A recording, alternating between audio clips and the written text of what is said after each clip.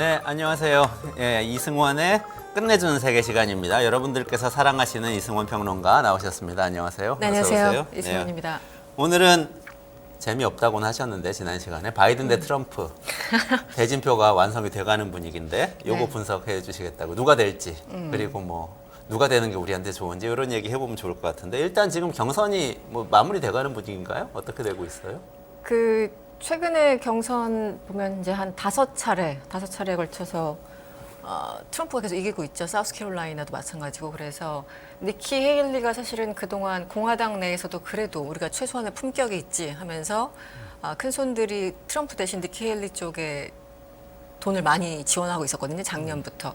그쪽은 선거 자금이 넘쳐날수록 확실히 좀 확률이 높아지잖아요. 그런데 최근에 이제 5번 연패하니까 니키 헤일리로 가던 큰 손 중에 하나가 이제 지원을 중단하겠다. 이미 트럼프로 된 건데 뭘 더 이상 돈을 지원하느냐 이런 뉘앙스로 발표를 했어요. 그래서 니키 헤일리 같은 경우는 이제 처음에 뭐 아이오와나 뭐 등등 해서 약간 그 모멘텀 반전을 노렸었는데 이번에 사우스캐롤라이나는 본인이 또 주지사도 하지 않았습니까? 그래서 마음의 고향이자 정치적 고향인데 거기서도 졌으니까 트럼프로 굳어지는 분위기예요. 이제 3월 5일 슈퍼와이어리 있는데 그때는 뭐 언론마다 좀 다르지만 한 15개에서 16개 경선이 치러지거든요. 이제 사실은 그때 결론이 나야지 좀 자연스러운 모습이긴 한데 그래서 이번에는 좀 재미없는 선거라고 누차 말씀드릴 수밖에 없는 게 그렇습니다. 네. 그럼 뭐 그 미국에는 제3지대 이런 거 없어요? 아니면 뭐 친공화 반 트럼프 뭐 이런 거 없나요? 우리처럼 분당하고 이런 거는 없는 건가? 네, 거기는 우리나라도 그렇지만 거기야말로 정말 공고한 양당제이기 때문에 가끔 이제 인디펜던트가 나오긴 하죠. 그래서 그 버지니아 누구죠? 갑자기 이름 생각이 안 나네요. 그 몇 년 전에 굉장히 좀 히트친 그런 분도 있었는데 거의 다 뭐 무소속으로 나와도 뭐 민주당 그 전당대회에서 같이 한다던가 해서 이제 나오더라도 다 그냥 집에 가는 경우가 많죠. 버니 샌더스가 버니 사회주의자인데 사회당인데 샌더스. 그 민주당 경선에 나왔죠. 맞아요. 그런 것도 다 열려 있는 것 같고 저는 옛날에 로스페로 생각나요. 너무 옛날이긴 하지만 90년대에 네네. 당시에 트럼프처럼 거부가 있었는데 네. 그 사람이 돈으로 옛날에 우리 현대 정주영 네, 회장처럼 네. 제3 후보로 나와가지고 그래도 꽤 20%인가까지 끝까지 가서? 갔었어요. 끝까지 갔는데 그 마지막엔 떨어졌는데 중간에는 거의 30%까지 가서 될 수도 있다 뭐 그랬던 것 같아요. 근데 버니 워낙 공부한 것 샌더스 최근에 이제 보면 버니 샌더스만큼 가장 주목받은 그 제3 후보는 없었죠. 그래서 저 당시에 뭐 책도 사서 보고 속으로 응원하고 했었는데 결국은 뭐 양당 체제가 워낙 공고하기 때문에 제3 후보가 이번에 없었던 건 아닌데 사실 사그라들었습니다. 네, 그래서 그러니까 민주당 쪽에서 나왔었는데 이제 다 포기하고 사실상 바이든과 트럼프라고 보시면은 큰 문제 없을 겁니다. 네. 그렇군요. 아니 바이든 대통령이 또 이제 나이 논쟁 이런 게 있어서 뭐 얼마나 정확한지는 모르지만 어쨌든 그런 논란이 있으면 또 젊은 사람들이 치고 나와가지고 막 싸우다가 밖으로 뛰쳐나가고 지금 뭐 이준석 대표가 개혁신당 만든 것처럼 그런 일도 있을 수 있는데 그런 일은 잘 없는 것 같아요. 아직은 없어요. 그래서 거기도 최근에 제가 포린 팔러스인가 뭘 보다가 그러니까 물론 제목만 봤는데 그 고령화된 사회에서 그러니까 특히 이제 워싱턴이 고령화됐다라는 거죠. 정치적으로. 그래서 이렇게 나이 든 사람들이 정치를 오랫동안 하는 것에 대해서 정말 문제 제기를 안 할 수 없다. 약간 뭐 이런. 그래서 지금 워싱턴이 혹은 미국이 어디로 흘러가는가에 대해서도 글을 썼더라고요. 그러니까 그만큼 정치인들, 그러니까 유권자들 입장에서는 선택할 수 있는 선택지가 없는 거예요. 나오면 다 막 70대고 80대고. 네. 그러니까 그게 뭐 70대여서 반드시 나쁘다는 게 아니라 계속 너무 이제 연속적으로 가니까 뭐 40대도 나올 수 있고 왜냐면 케네디 같은 경우 그리고 오바마 같은 경우 40대 있었지 않습니까? 생각해보면 되게 오래전 얘기 같죠. 오바마 같은 경우 사실 그렇게 오래 안 됐는데 오바마 대통령이 대통령 당선됐을 때가 47살인가 그랬습니다. 오, 네. 지금 생각하니까 그래서, 엄청 젊다. 네. 그죠? 지금 제 나이랑 비슷한 것 같은데. 그래서 그렇게 되셨어요. 그 당시에 참 저 나라도 흑인을 그래도 40대를 뽑는구나.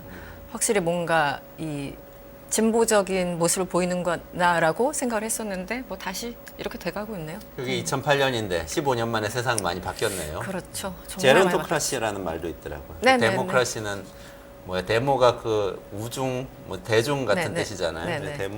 대중이 정치하는 건데 제론토크라시는 제론이 장로 그런 네. 뜻인가요? 그죠? 그래 제론토크래시 그게 그 헤드라인 제목이었습니다. 아 그래요? 네, 네. 아. 어떻게 딱 아셨네요. 아, 제가 네. 또 역시 영어 학구파 공부 열심히 이원재 해서. 소장. 네. 그러면 그 경선은 정리가 됐고 본선인데 정리 우리끼리 됐어요. 네, 정리합시다. 네. 이제 각각 후보가 결정됐고 제3후보 나올 가능성 없고 분당도 가능성 없고 그러면 이제 민주대 공화 트럼프 대 바이든이잖아요. 그렇죠. 현재 판세는 어떻다고 봐야 되죠? 여론조사만 보면 2%포인트 정도지만 큰 차이는 아니지만 트럼프가 우세합니다. 그래서 그 이제 더 힐이라고 정치 전문 매체 있잖아요. 더 힐이 지난해 1월부터 올해 한 2월 중순까지 미국에서 나왔던 주요 여론조사를 통계를 냈어요. 그랬는데 통계에서 전반적으로 전체 9개인가 중에 7개에서 트럼프가 우세합니다. 그리고 하나는 동률이고 단 하나만 바이든이 우세한 걸로 나와 있는데 한 2%포인트, 3%포인트 차이기 때문에 큰 차이는 없습니다만 어쨌든 그 추세나 트렌드라는 게 있잖아요. 그래서 트럼프가 현재까지는 우세하고 바이든이 우세한 게 하나가 있어요. 퀴니피엑대라고. 근데 우리나라도 마찬가지지만 이게 낮에 주로 그 조사를 하느냐, 밤에 여론조사를 밤에 하느냐, 주말까지 포함하느냐, 혹은 뭐 유선 전화, 무선 전화 면접이냐, IRS냐 이 모든 것에 따라서 이게 달라지지 않습니까? 그래서 그 동률 그 기관마다 하우스 효과도 있고 그래서 기관마다 따로따로 평가한 건 뭐 하지만 각 기관이 쭉 추세적으로 1년 동안 조사해 왔던 이런 것들 좀 봐야 되는데 어쨌든 퀴니피엑 때 같은 경우는 바이든이 계속 우세한 걸로 나와요. 그래서 왜 다른 데랑 그 다를까라고 또 이제 미국 언론에서 그걸 좀 봤는데 조사하는 방식이 좀 차이가 있었던 것 같습니다. 뭐 대상자나 등등. 그래서 어쨌든 지금까지 한 1년 동안 여론조사를 종합한 결과 트럼프가 앞서고 있고 퀴니피엑 때 한 곳만 바이든이 앞서고 있다. 네, 말씀해 그 주시죠. 퀴니피엑 대학의 조사가 뭐 다른 점이 있나요? 아니면 그냥 뭐 차이가 별로 안 나서 그냥 엎어지는 경우도 있고 그런 건가요? 여기가 죄송합니다. 유무선을 물 드시고 섞어서 하셔도 네, 유무선을 섞어서 하나 하여튼 그 조사 그 방식이 다른 데랑은 좀 달랐어요. 그래서 이거를 그러니까 이게 한국적인 상황이라면 제가 어떻게 딱 말씀드릴 수 있을 것 같은데 미국 상황에서 유무선의 어떤 그런 것과 지역 이런 것들을 제가 아주 뭐 세세하게는 뭐 파악하기 좀 어렵지만 어쨌든 다른 그 여론조사의 방식과는 조금 다르다. 그래서 바이든이 계속 우세하다라고 나왔고 실제 대선 가상 양자 대결이죠. 트럼프가 45 나왔고 바이든이 49니까 4%포인트면 꽤 크죠. 아, 네네. 그러네요. 그러니까 제가 그 전에 말씀드렸던 거 뭐 워싱턴 포스트, ABC 방송 조사 등등에서는 한 2, 3% 포인트라면 네네네. 이 대학만 이제 이 퀴니피엑 때만 그 바이든이 우세한 것으로 나오고 네. 숫자도 조금 더 컸다라고 말씀드릴 수 있을 것 같아요. 그래서 저는 이제 재밌는 게 과연 어디가 맞을 것인가 이 수많은 여론조사와 이 퀴니피엑 때 이 둘 간의 어떤 그 희비가 완전히 갈리는 거잖아요. 대선 결과에 따라. 그래서 그것도 우리 계속 주목하고 있다가 나중에 얘기해 볼 만한 사안이 아닌가 싶습니다. 예, 여론조사의 어떤 어쨌든 뭐 조사를 했는데 절대 다수의 여론조사가 트럼프가 이기는 것으로 나왔다. 그런 지금까지는. 거잖아요. 네네. 근데 저는 사실 제 경제학을 해서 그런지 몰라도 이런 식의 조사와 이런 조사에 근거한 정치 평론을 굉장히 불신합니다. 왜냐하면 여론조사는 뭐 늘 틀리죠. 이게 네. 모델이 없어요. 그러니까 여론조사가 지금 사람들이 그렇게 생각한다는 것은 보여주죠. 근데 그 사람들이 투표장에 가서 어떻게 투표할지 하고의 연결고리가 명확하지 않잖아요. 그 얘기 안 하고 그냥 너무 뇌피셜로 다 조사가 그러니까요. 이랬으니까 네, 결과가 네. 이럴 거다. 이렇게 얘기하는 경우가 많은 것 같아요. 그래서 항상 인과관계를 입증할 수 있는 모델을 찾아요. 우리 같은 전공을 한 사람들은. 그런 게 그게 있나요 맞죠. 혹시? 그래서 우리 그 결국은 적극 투표층이란 개념이 이제 거기서 나오는 거죠. 그러니까 저는 트럼프를 지지해요라고 한 100번 얘기했던 사람이 투표장 안 가면 끝나는 거잖아요. 바이든도 역시 마찬가지고. 아, 그렇죠. 그래서 결국은 내가 눈이 오나 비가 오나 폭풍이 부나 그 선거장에 그 투표를 하고 넘어지고 죽는 한이 있어도 무조건 가겠다라는 사람들이 있지 않습니까? 어느 나라나 이 사람 꼭 찍고 오겠다. 뭐 아니면 이 사람이 너무 좋아서라기보다 또 우리 항상 심리가 상대방이 너무 싫어서 이 사람을 지지하는 경우 우리나라도 대선 때 뭐 총선 때 마찬가지잖아요.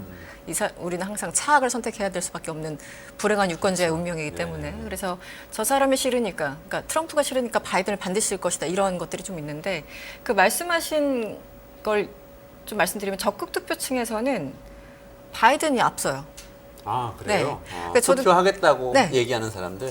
기존에 저도 그 저의 선입견인데 그리고 이제 사실은 이제 특파원들이 어느 지역 가서 어떤 뭐 전당대를 보도하더라도 사실은 이게 한국도 참 정리하기 힘든데 이 미국이란 어마어마한 나라 50개 주 뭐 이런 데 가서 어떤 평균치를 얘기하기는 좀 뭐하지 않습니까? 그래서 저도 맨날 이제 특파원들이 써놓은 글을 보면은 아 트럼프의 정말 로열층, 정말 충성층 이 강하구나라고 생각을 했는데 최근에 1월에 발표된 빅빌리지라는 조사가 있어요.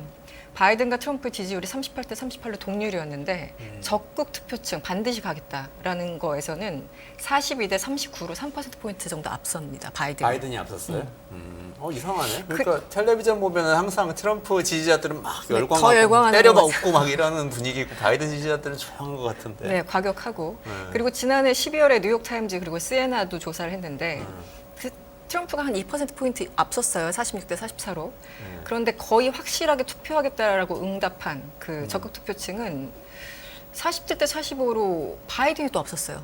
아 그래요? 네. 적극 투표층은 네, 앞서네요. 네.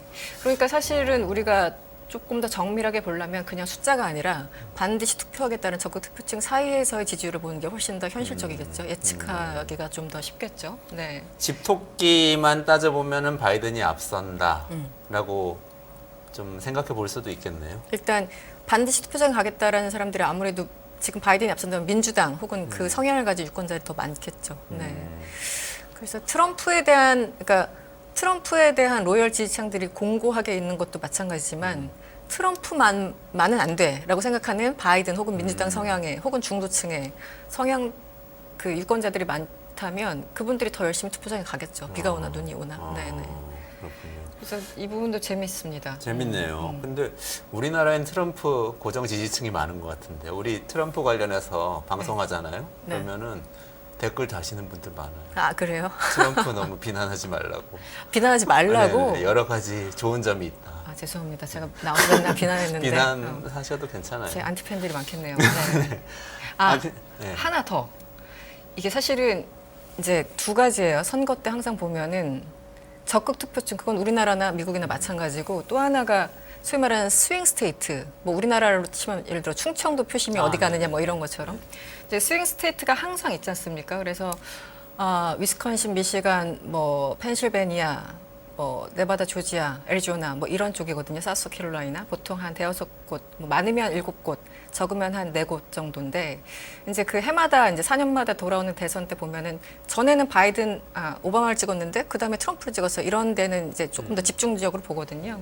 근데 이번에 2020년에 접전을 벌였던 스윙 스테이트가 지금 말씀드린 그쪽이에요. 조지아, 미시간, 뭐 네바다 이쪽.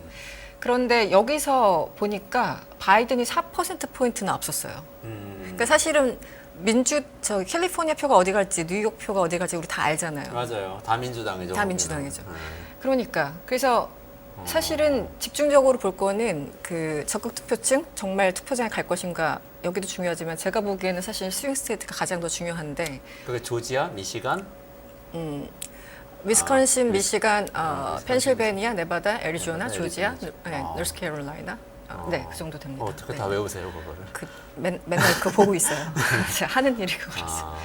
아, 그래서 이제 보통 스윙 스테이트 하면 항상 뭐 플로리다나 이런 쪽이 뭐 잡히긴 했었는데 요즘 언론에서 뭐 6대, 7대 해서 집중적으로 조사하는 데 보면은 그 정도 나오더라고요.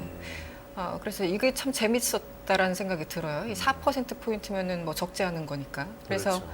예, 그래서 이제 사람들이 그런 거예요. 그러니까 블루 칼러나 이제 저소득, 뭐 저학력, 백인 남성들이 트럼프를 강력하게 지지한다고 하지만 이 소위 또 블루 칼라들 보면은 투표율 자체가 낮습니다. 네, 그래서 결국은 마지막 날 누가 정말 차를 몰고 가느냐, 네, 그거인 것 같아요. 네.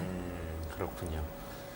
이거를 그 역사학자가 좀 이 모델을 만들어서 예측을 한 네. 그런 결과도 있다고 제가 언론에서 봤는데 그거 좀 소개해 주시죠. 족집게 역사학자 그 리트만 교수라고 항상 우리 그 문어처럼 항상 이렇게 쪽집게 문화의 반지. 네, 문어처럼. 네, 그 레이건 이후인가요? 맞아요. 한 40년 동안 10번 맞췄어요. 그러니까 이 교수가 13개, 그러니까 백악관으로 가는 키라고 해서 13개 기준을 세우고 네네. 거기에 비춰봤을 때 이제 점수를 주는 거예요. 아, 이거는 바이든한테 유리해, 아, 이건 트럼프한테 유리해 해서 13개 중에 지금까지, 지금 화면에 나오는데 5개 키를 바이든이 가졌고 3개 키를 현재까지는 트럼프가 갖고 있죠. 그래서 13개 중에 지금 8가지가 어느 정도, 이것도 또 유동성이 있습니다. 아직은 11월까지 시간이 남아있기 때문에. 그래서 그동안 거의 모든 선거를 마쳤던 이 분이 이번에 바이든이 될 거라고 지금 예상을 하고 있어요. 네. 그래서 왜 그렇죠? 일단 지금 말씀드린 13개 중에 5개를 갖고 갔으니까 그 키를, 그러니까 더 많이 점수를 가져간 사람이 유리하다라는 건데 본인의 어떤 이 모델 예측 결과 바이든이 유리하다고 얘기를 하는데요. 구체적으로 이런 거예요.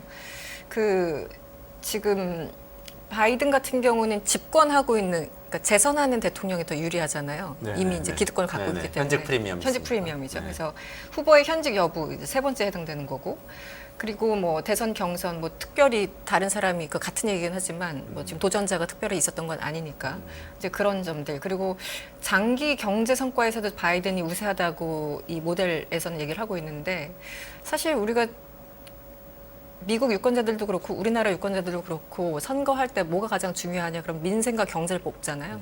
근데 미국은 특히 경제 문제를 많이 뽑는데 지금 실업률도 그렇고 뭐 소비자 물가도 그렇고 뭐 이런 것들 보면은 지수가 나쁘지 않잖아요. 뭐 더 잘 아시겠지만. 네네네.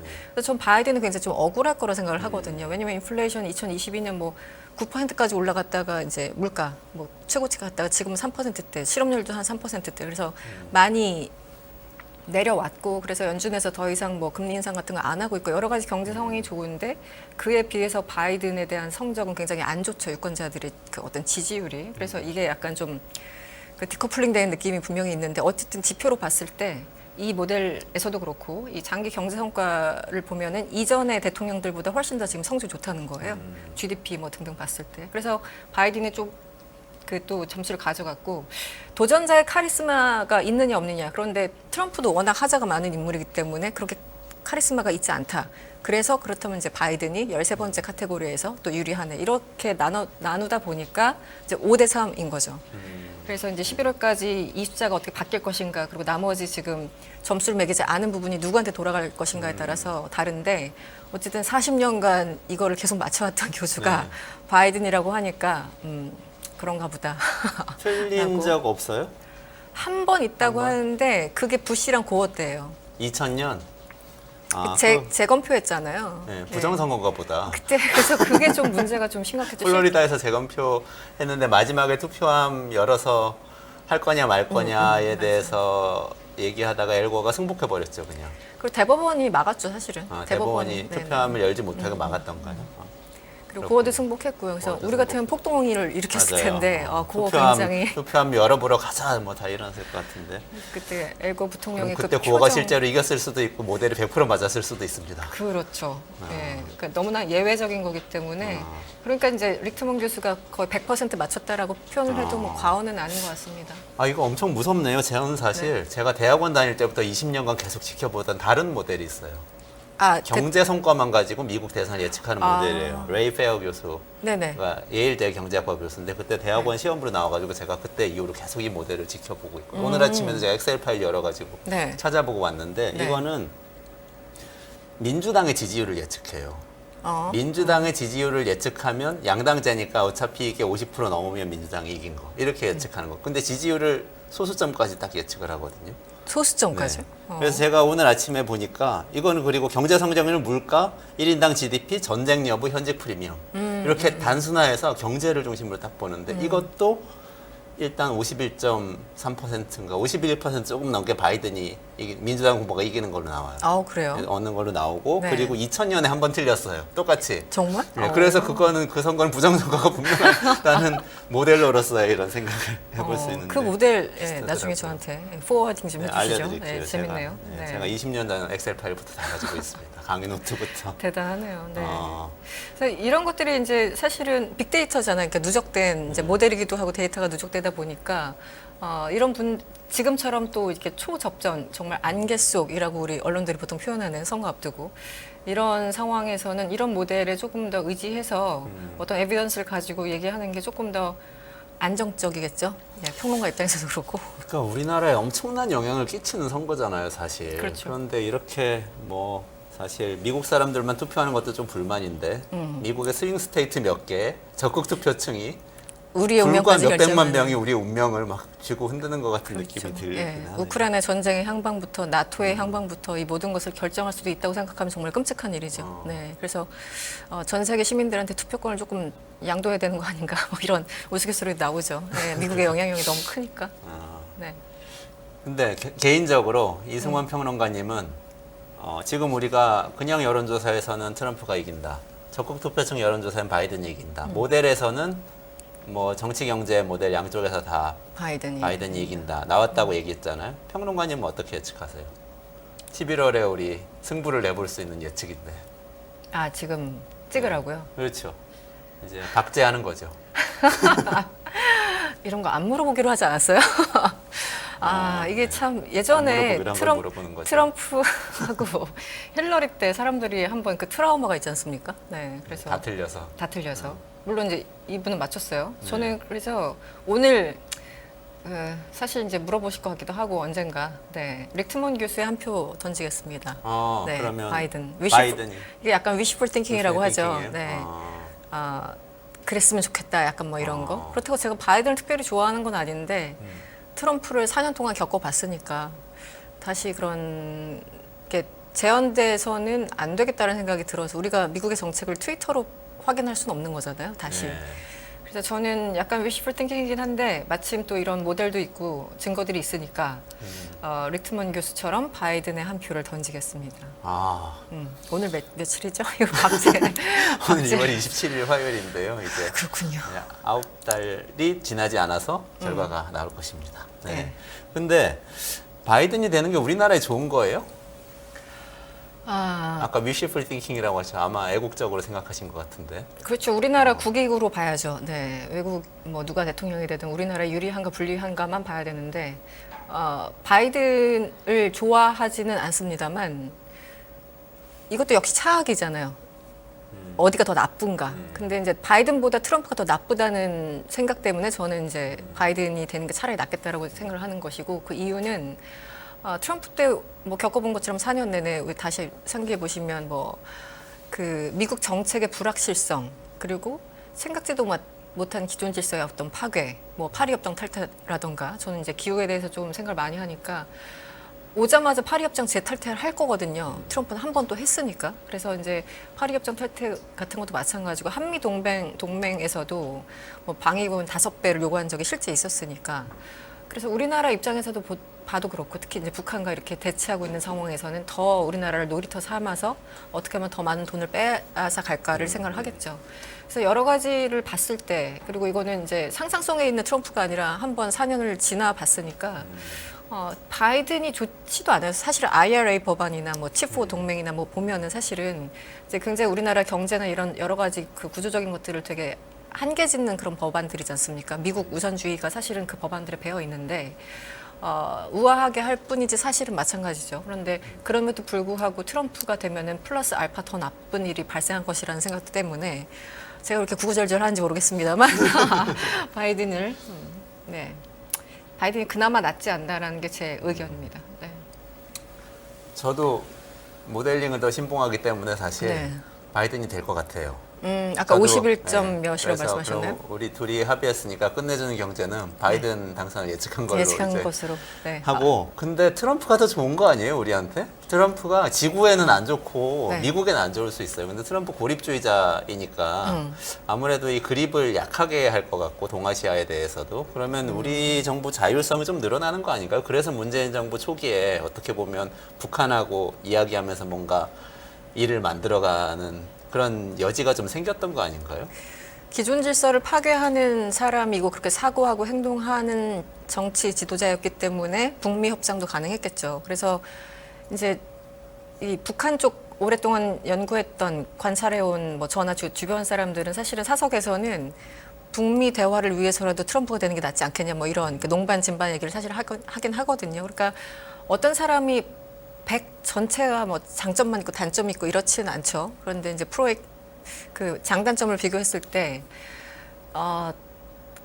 트럼프가 우리한테 그렇게 유리할지는 사실 잘 모르겠어요. 물론 이제 북미 협상의 가능성만 떼놓고 본다면 저는 트럼프가 한 번 더 해서 뭔가를 한 번 더 시도해봤으면 좋겠다라는 제 개인적인 뭐 희망은 있습니다만, 근데 뭐 하노이 때 한 번 워낙 망가져가지고 다시 재개하기가 힘들 거라고 생각하지만 이게 양가적인 거예요. 그런데 그런 제 어떤 개인적인 전공을 제외하고 다른 전반적인 것을 총괄해서 봤을 때는, 종합해서 봤을 때는 그래도 바이든이 좀 낫지 않을까라는, 그게 국내외적으로, 네, 그렇습니다. 그래서 그리고 지금 또 우크라이나 전쟁과 뭐 이스라엘 전쟁 하고 있는데 지금 이미 혼란한 상황에서 더 혼란한 트럼프가 등장하면 앞에 수를 읽기가 너무 힘들잖아요. 그래서 이제 사실은 뭐 좀 딴 얘기긴 합니다만 푸틴이 바이든이 되는 게 더 좋다고 얘기한 뭐 보도가 나왔었는데, 바이든이 왜 좋냐고 보니까 그 사람은 예측 가능하다. 네, 기존 문법대로 움직이는 어떻게 보면 교과서적인 민주당원이기 때문에. 그래서 뭐 푸틴도 환영하는 바이든 뭐 이렇게 뭐 제목 장사를 해서 글을 쓸 수 있겠습니다만, 아무튼 네, 그러네요. 근데 트럼프가 되면은 아무튼 그 우리나라의 국익 차원에서 봤을 적에는 조금 더 이익이 될 수도 있다라고 보시는 건가요? 네, 그러니까 전 IRA 치포 이게 우리나라 기업들을 다 미국으로, 그렇죠. 네, 사실 미국 네. 기업으로 만들고 있다고 그렇죠. 생각해요. 네, 기본적으로는 네. 이대로 가지 않을 수도 있는 여지를 트럼프는 많은 비용을 치른다면 할 수 있게 여지를 열어줄 것 같기 때문에, 오히려 그런 예, 법안들을 경제주의자이기 때문에 완화할 것이다. 그렇죠. 완화하고 그립을 완화하고 단기적 경제적 이익을 챙기지, 장기적으로 우리가 중국하고 뭘 거래를 하면 안 된다거나 이런 부분에 대한 민감도는 떨어질 수도 있지 않을까 하는 생각을 합니다. 저는 오히려 반대로 트럼프가 되면은 또 다른 IRA, 또 다른 칩포동 그 법안이 그래요? 나오지 더 않을까? 센게 나온다? 네, 플러스 알파 하지 않을까? 막 곱하기 10 정도 하지 않을까라는 상상을 했는데, 그것도 재밌네요. 네. 그러면 요거 다음번에 지금 오늘은 시간이 부족하니까요. 트럼프가 무엇을 할지에 대해서 한번 정리를 한번 해주시면서 토론을 해보시면 어떠세요? 아무도 알 수 없어요. 네, 트럼프 본인도 모를 겁니다. 그러니까 미지의 무엇을- 영역이기 때문에 네. 잘 취재해서. 네, 알겠습니다. 바이든 될 거라고 이렇게 막 얘기를 해놓고 트럼프 얘기를 계속 또 해야 된다는 것도 굉장히 역설적이네요. 역설적이죠. 예, 많은 사람들이 또 관심을 갖는 사람이라. 네, 알겠습니다. 어떤 경우에도 우리는 대비를 해야 되기 때문에. 네, 좋습니다. 오늘 말씀 정말 감사드리고요. 네, 다음 주에 또 뵙도록 하겠습니다. 네, 고맙습니다. 네.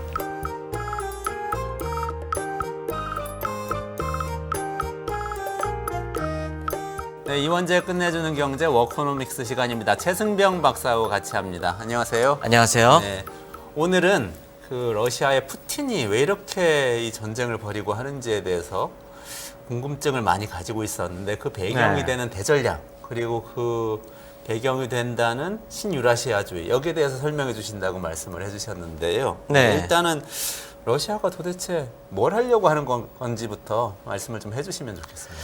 네, 저도 생각을 해보니까 이 러시아가 지금 왜 이런 행동을 하고 있는지에 대해서 저희가 좀 러시아 관점에서 좀 이해를 높인 다음에 이야기를 해야지 이게 잘 진행이 될 것 같습니다. 그래서 그거에 대해서 좀 몇 가지 얘기를 좀 드리고자 하는데요.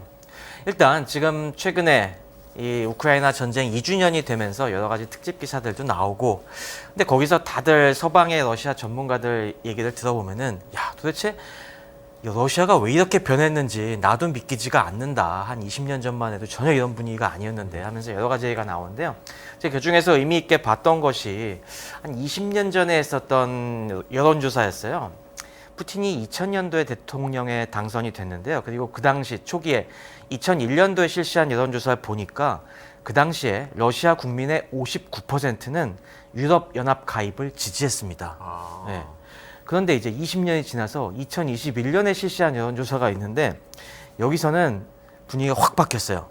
러시아 국민의 64%가 러시아는 더 이상 유럽 국가가 아니다라고 대답을 했습니다. 오히려 러시아가 유럽 정체성을 더 갖고 있다고 하는 응답자가 29%로 반 이하로 줄었습니다. 저는 이게 굉장히 의미심장한 이 데이터라고 봤는데요. 불과 20년 동안에 러시아에서 굉장히 친서방 기조에서 반서방 기조로 확 바뀌었다는 거죠. 저는 이것이 함의하는 바, 왜 이런 변화가 일어나는지를 이해해야만 오늘 지금 푸틴과 러시아의 행보가 이해가 간다고 생각이 됩니다. 그러면 이거를 푸틴이란 정치인이 등장하면서 사실 그러니까 그 전에 고르바초프, 옐친 때까지는 친서방주의적이었다는 거잖아요. 네. 그리고 차츰차츰 이렇게 반서방주의로 바뀌었다는 건데 그게 푸틴 초기에 생긴 변화 아니에요? 푸틴이 기획해가지고 자기한테 정치적으로 유리한 방향으로 이렇게 끌고 갔다고 볼 수 있는 건가요? 그 부분에 대해서 좀 논란이 되게 많이 있는데요.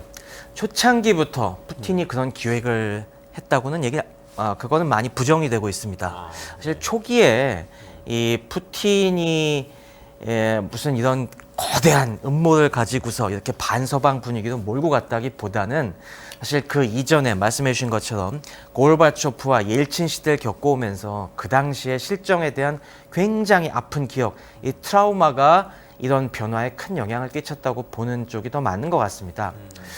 저희가 다시 시계를 돌려서 그 시절 소련이 붕괴되던 시절을 생각해 보시면은 사실 소련이 1980년대부터 여러 가지 사건을 겪어오면서 더 이상 이제 체제 경쟁에 여러 한계에 부닥쳤습니다.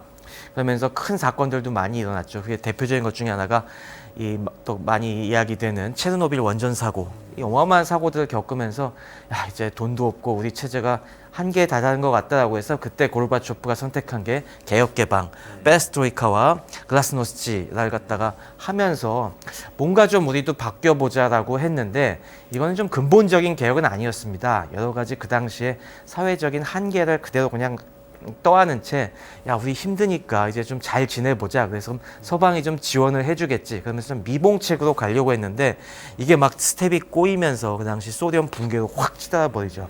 그리고 그 당시에 이 고르바초프는 이걸 갖다가 제대로 제어하지 못하고 그래 뭐 살고 싶으면 다 나가 떨어져 살아라고 해갖고 소련 해체를 갖다가 그때 방관했습니다. 그러다 보니까 이게 그 다음에 등장한 게 옐친이죠.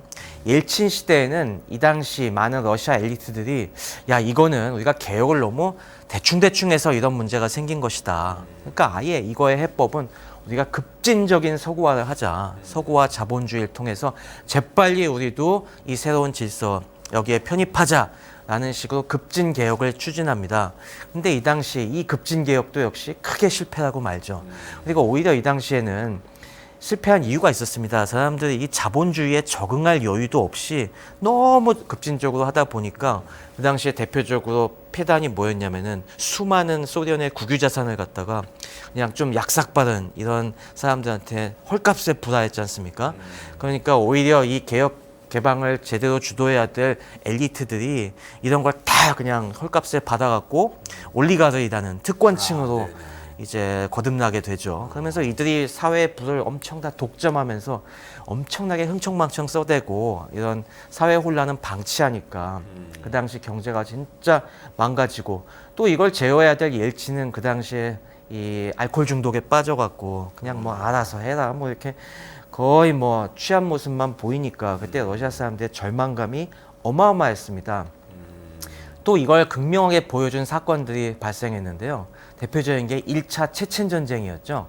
이게 1994년에 체첸 공화국의 분리주의자들이 이 반기를 들었는데 원래 정상적이라면 체첸은 되게 작은 일개 공화국에 불과했거든요. 러시아군이 이걸 못 제압할 이유가 없었는데 러시아군이 들어갔다가 오히려 처참하게 깨져 나오죠. 그러니까 이걸 보면서 우리나라가 이제 그 강력한 국방력까지 이렇게 다 망가졌구나 라고 하니까 이 러시아 국민들의 열패감이 정말 심각했죠.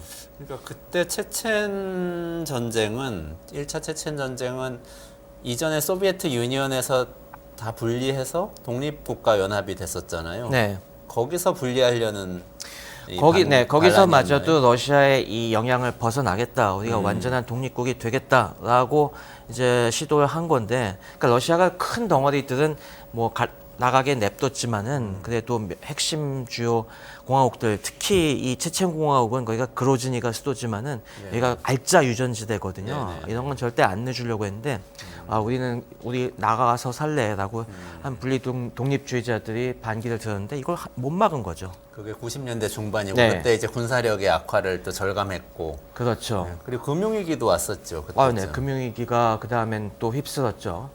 그 다음에 뭐 금융위기가 당연히 1997년 우리 IMF 위기 겪을 당시에 이게 그 다음에는 러시아로 전이가 돼갖고 또 큰 그 당시에도 러시아의 큰 금융위기가 닥치니까 진짜 경제가 나락으로 빠져들었습니다. 이 당시의 지표로도 확실히 드러나는데 원래 소련이 붕괴되기 전 90년대 초까지만 해도 이 러시아의 GDP가 한 5천억 달러 정도 됐어요. 그 당시 우리나라보다 한 2배 정도 됐었죠. 네네네. 근데 이 러시아 금융위기 시기에 이게 거의 2천억 달러로 줄어듭니다. 40%로 줄었네요. 네, 그러니까 경제가 우리나라가 이제 IMF 금융위기가 어마어마한 충격이라고 하는데 그때 우리나라가 한 경제가 GDP가 20% 정도 빠졌었거든요. 근데 러시아는 진짜 60%가 빠진 이런 충격을 겪으니까 러시아 국민들의 이 비참함이 실로 그게 달했을 때입니다. 그러네요. 그때 이 옐친과 올리가르이들이 야, 더 이상은 안 되겠다. 우리가 참신한 얼굴 마담이 필요하겠다라고 해서 내세운 게 푸틴이었죠.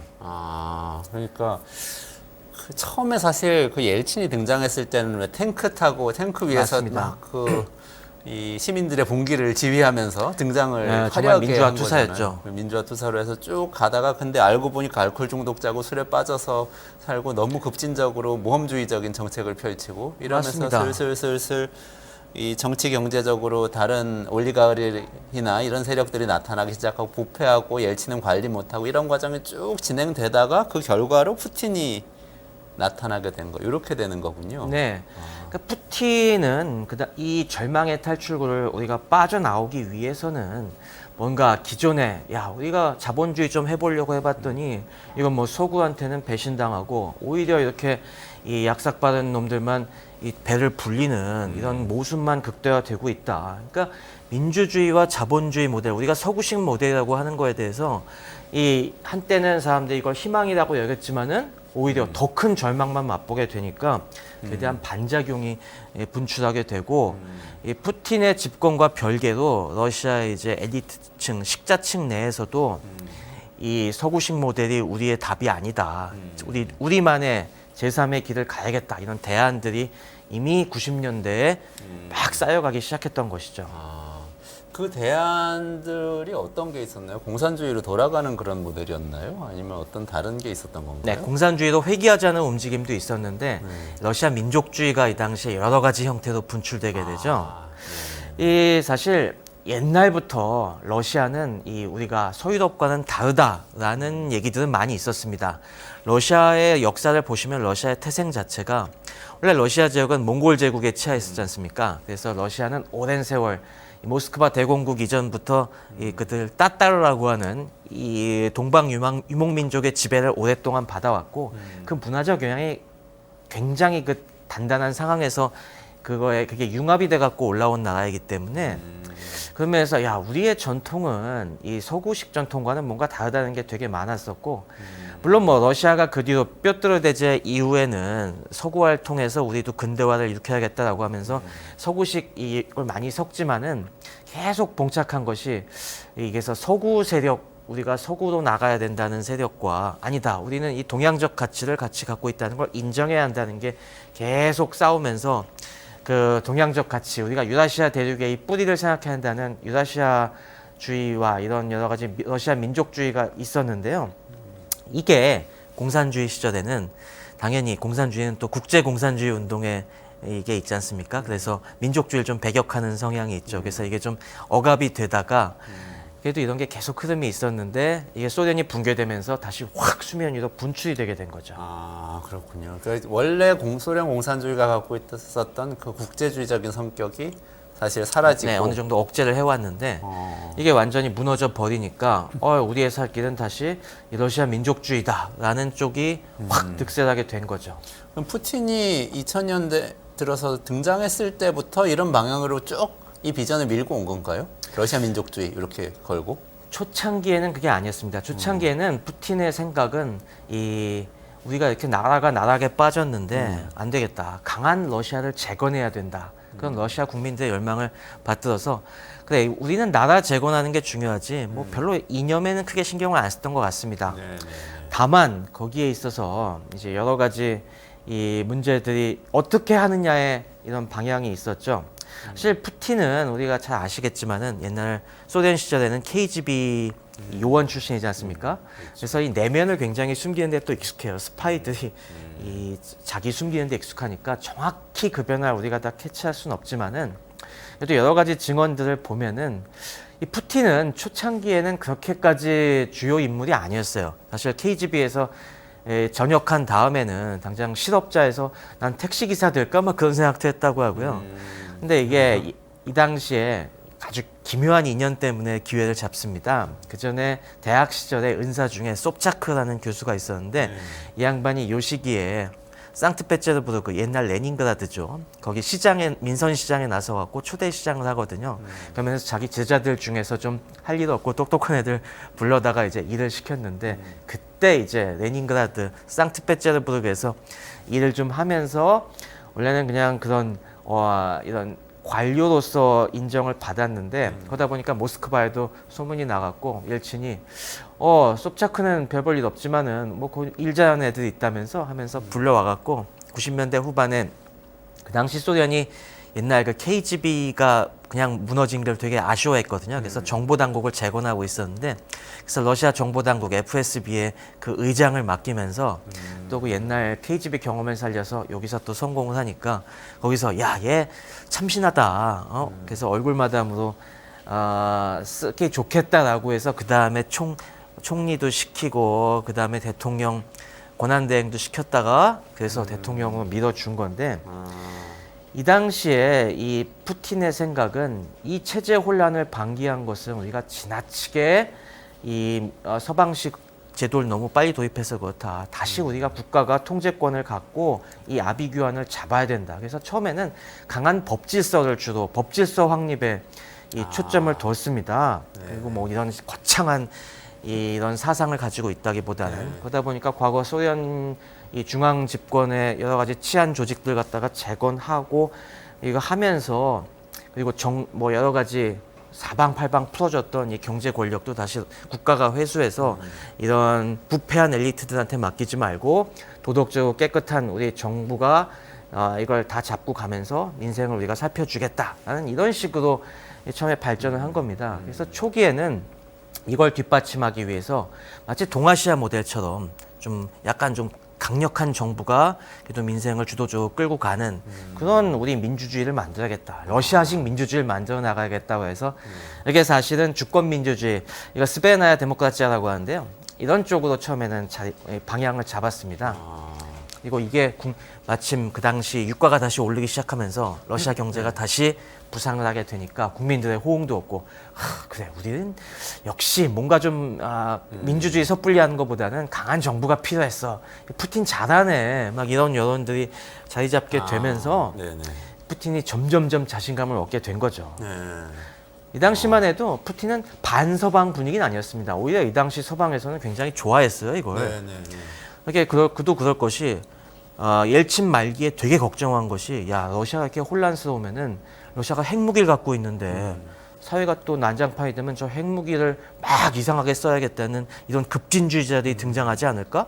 근데 오히려 이렇게 멀쩡한 정신에 샤프해 보이는 푸틴이 국가를 갖다가 딱 잡아가니까 야 그래 이제 핵무기는 안전하다. 그리고 러시아가 이제 적당히 다시 경제가 살아나기 시작하면은 뭐 결국에는 우리 서구 모델로 오지 않겠어? 그럼 우리의 또 중요한 자원 공급 기지가 국가가 되는 거니까 뭐 반대할 이유가 없었죠. 그리고 푸틴이 그런 분위기도 그 당시엔 굉장히 립 서비스를 잘 해줬습니다. 예전에는 러시아가 나토 가입하겠다고도 그러고 뭐 WTO 결국 나중에 가입은 했지만 WTO도 적극적으로 막 대시해서 가입하겠다고 그러고 그렇게 친서방으로 나오지 굉장히 않았어요? 맞습니다. 네, 그런 푸틴 초기죠 그게 다. 네네. 푸틴 초기에 그런 분위기들 때문에 그 시절 기억하는 분들은 야, 러시아가 그때 좋았는데 그땐 정말 우리 러시아랑 아주 사이좋게 잘 지낼 수 있을 것 같았는데 라는 생각을 한 거죠. 근데 어떻게 해서 반서방으로 돌아서게 된 거예요?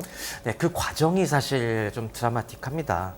처음에는 이렇게 어떻게 보면 강한 러시아 재건이라는 목표에서 움직였는데 이게 어느 순간부터 푸틴도 권력을 움켜쥐고 권력의 맛을 보면서 서구식의 가치가 들어오는 게 자기의 집권에 걸림돌이 된다는 이런 생각을 하기 시작한 걸로 보입니다. 그 중에 하나가 이 올리가르이와의 관계였는데요. 올리가르이는 경제 권력을 장악하고 있었기 때문에 푸틴이 이걸 힘을 빼려고 했습니다. 근데 올리가르이들이 이걸 막 반기를 들었어요. 여러 형태로. 그 중에 유명한 사건이 2003년에 유코스 사건이었습니다. 유코스도 그 당시에 굉장히 큰 러시아의 석유 기업 중 하나였는데요. 네네. 러시아의 미하일 호도콥스키가 이제 갖고 있었는데 그 당시 이게 한 러시아 원유 생산의 20%를 담당했어요. 엄청난 기업이었죠. 근데 얘네들이 푸틴이 야 권력 좀 이제 좀 내놔라고 하니까 호도콥스키가 어떤 수를 쓰냐면은 유코스의 지분을 이제 서방에 넘기겠다. 그래서 그 당시 엑슨모빌과 지분 교환을 갖다가 추진하는데 이걸 발끈한 거죠. 뭐야, 우리의 이제 알짜 국유 자산을 갖다가 너네가 봤더니 이걸 이젠 서방에 팔아넘기려고 해? 너네가 이제는 이 정부의 반기를 들고 이제 서구를 끌어들이겠다는 거야? 그러니까 이제 글로벌 서구 러시아 내 엘리트들은 당연히 이 역사의 발전을 보면은 경제 권력들은 정치 권력과 좀 떨어져 나오고 싶어 하지 않습니까? 그리고 글로벌 자본주의가 그 좋은 탈출구였는데 그렇죠. 네. 예, 푸틴이 이걸 갖다가 발끈하면서 야 이것들 이제 보니까 이 서구놈들 우리나라를 갖다가 다 이제 챙겨가려는 그런 수작들이었네라고 하면서 이걸 갖다가 그때 처참하게 긴급 체포해서 박살내버리죠. 아, 그러니까 엑슨모빌한테 매각하기로 했는데 네, 정치 얘기가 권력이 되고 들어와서 있었는데, 막아버린 거예요. 그죠? 막 체포해버리고 이걸 다 무산시켜버리고 나중엔 다시 재국유화 시켜버리죠. 로스네프치로.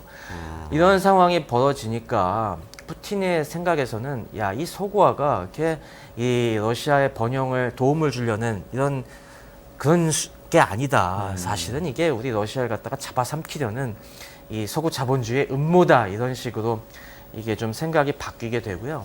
또 그것과 다른 궤에서도 아무래도 서구의 민주주의 가치를 받아들인 언론인들이 여러 가지 또 푸틴이 권력을 공고히 하니까 올바른 소리를 내지 않습니까? 막 네네네.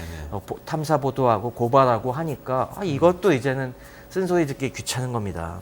이런 거 하나하나가 서구식 가치를 우리가 간다는 거는 나의 우리가 집권 당연히 우리도 옛날에 그런 분이 계셨지만은 우리가 좀 내가 좀 더 나라를 끌고서 나라를 발전시켜야 돼라고 했는데 자꾸 이런 것들이 방해 요소로 보이니까 이거 안 되겠어. 뭔가 새로운 우리만의 가치가 필요해.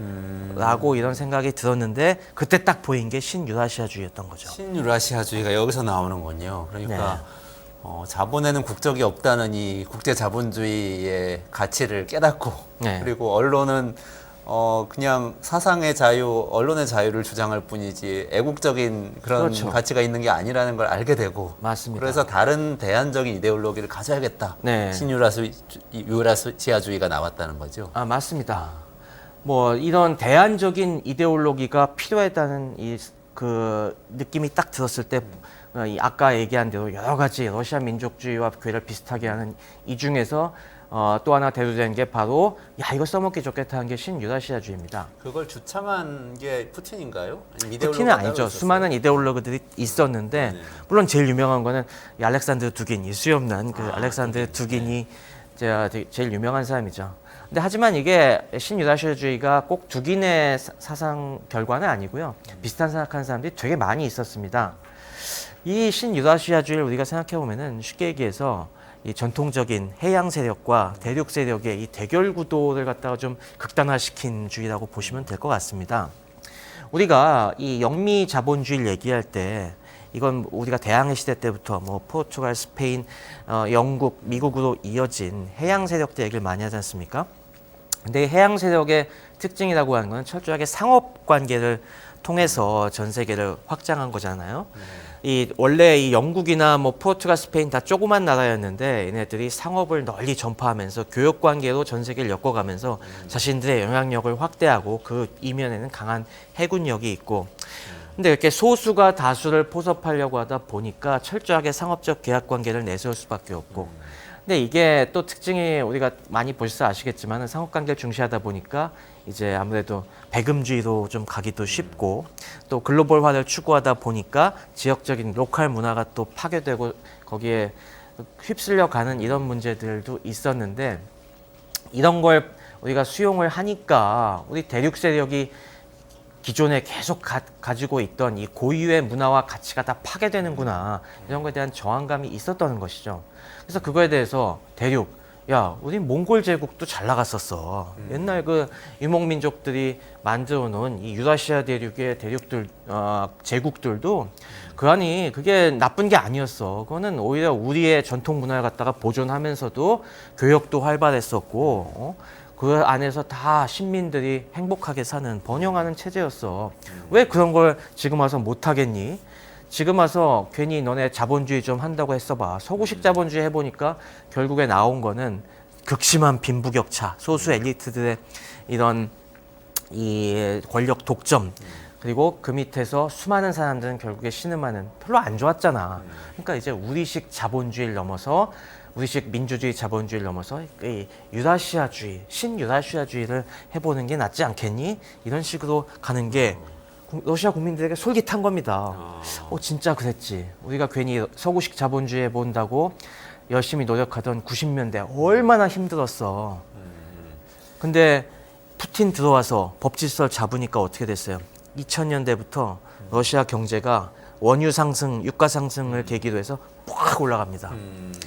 그 당시 근데 그러면 네. 신유라시아주의 핵심이 이게 러시안 대륙 세력이라는 거죠. 기본적으로 네. 대륙 세력인데 우리는 해양 세력인 뭐 영미식 이 그거 따라갈 자본주의자들이 필요 없다는 하는 거 따라가지 않고 우리는 어떻게 하겠다는 거예요?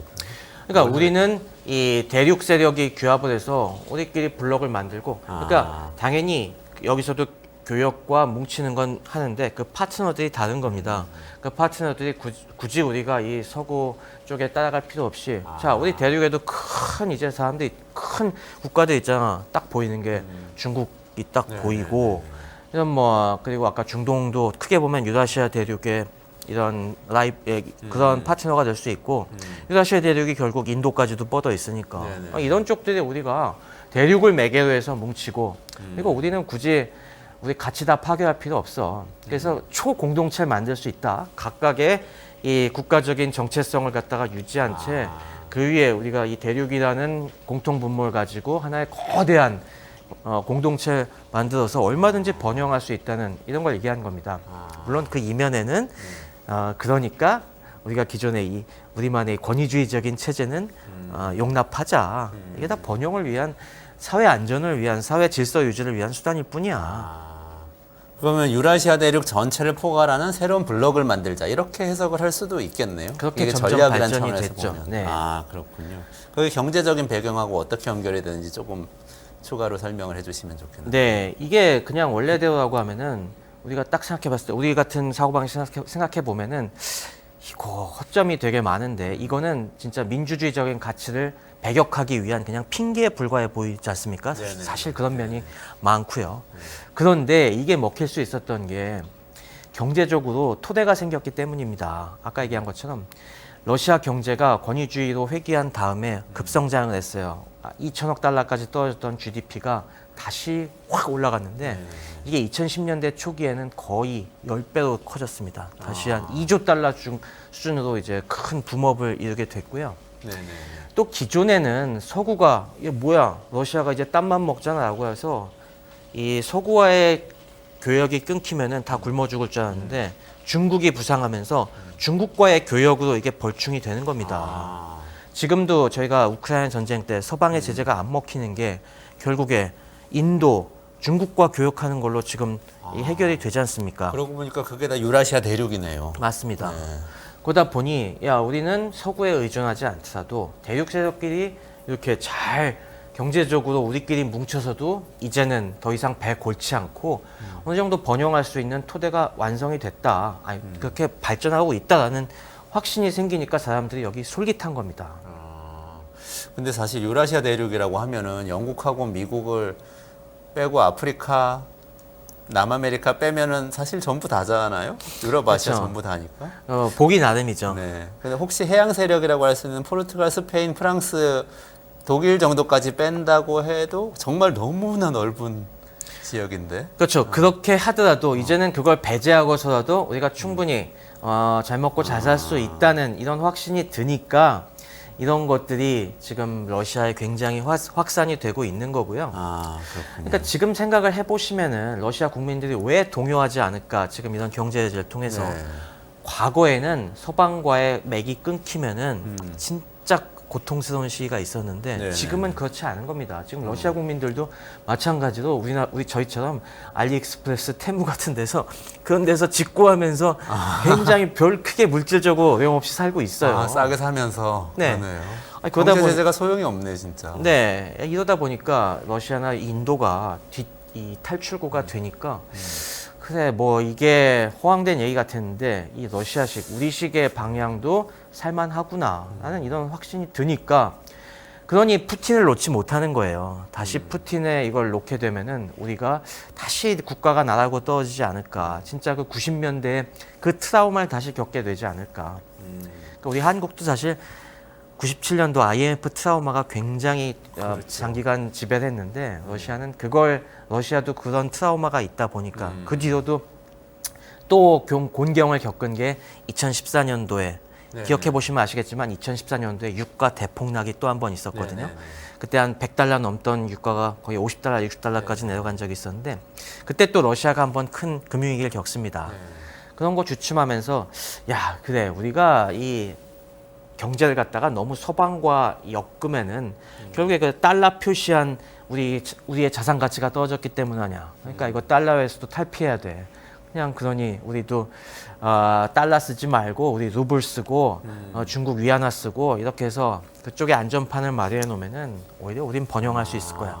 오히려 나토를 배제한 자기들만의 새로운 세계 질서를 만들겠다 이런 것 같은데 조금 제가 마지막으로 여쭤보고 싶은 게 좀 무서운 생각이 드는 게 우크라이나 침공도 그런 맥락에서 사실 유라시아주의에 반발하는 나토로 가려고 하는 국가를 제압하기 위해서 벌였다고 볼 수도 있을 것 같고 그럼 같은 맥락에서 그럼 이게 확장될 수도 있는 거 아니에요? 더 전쟁을 벌이거나 더 동쪽으로 와서 이 한반도에 대해서 관심을 갖게 되거나 이럴 수도 있는 거 아니에요? 이게 근본적으로 확장은 좀 어려운 측면들이 있지만은 러시아가 항상 포기하지 못하는 것이 완충지대의 얘기죠. 네.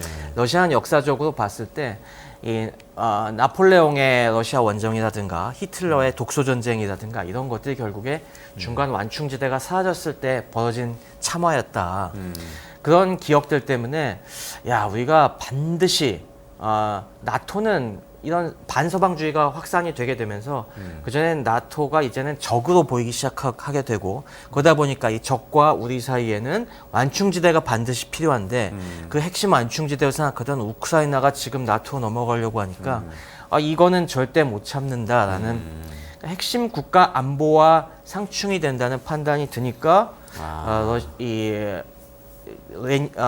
푸틴이 이런 도박을 저지른 것이죠.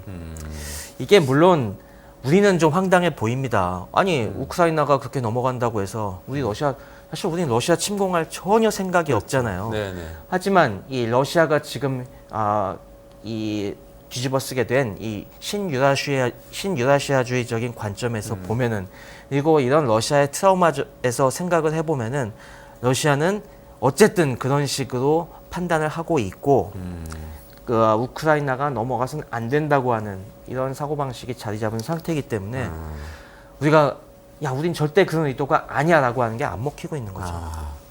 좋습니다. 야, 오늘 그 푸틴의 대전략을 살펴봤는데요. 신유라시아주의, 유라시아 대륙 전체에 새로운 가치를 만들고 각각의 가치를 유지하면서도 경제적 교역을 통해서 나토 국가들 없이, 서방 없이, 영미권 없이 살아갈 수 있게 만들려는 시도. 그리고 거기에 위협이 될 것 같은 완충지대 국가들이 상대편으로 넘어가는 일을 막으려는 이런 그렇죠. 시도. 이렇게 좀 요약을 할 수가 있겠네요. 푸틴의 맞습니다. 대전략은 신유라시아주의의 유지와 방어에 있다. 이렇게 좀 볼 수도 있겠다는 생각이 드네요. 네, 네. 지금 그런 식으로 재편이 되고 있죠. 네. 그럼 오늘 참 이게 푸틴의 러시아가 생각보다 원래 우리가 생각하던 세계 질서에서 멀리 다른 공동체를 스스로 형성하는 쪽으로 가 있다는 걸 좀 제가 새롭게 알 수가 있었는데요. 오늘 여기까지 말씀 주시고 다음 시간부터 좀 그러면은 이 대전략이 얼마나 잘 먹힐지 할 수 있는지 이 부분을 좀 차곡차곡 좀 분석을 해주시면 좋을 것 같습니다. 네, 이제 러시아 의도에 대해서 설명을 드렸으니까 이 이해 바탕으로 그러면 이게 진짜 잘 돼가고 있는 건지 하나하나 그리고 러시아의 실력은 정말 어느 정도인지 짚어보도록 하겠습니다.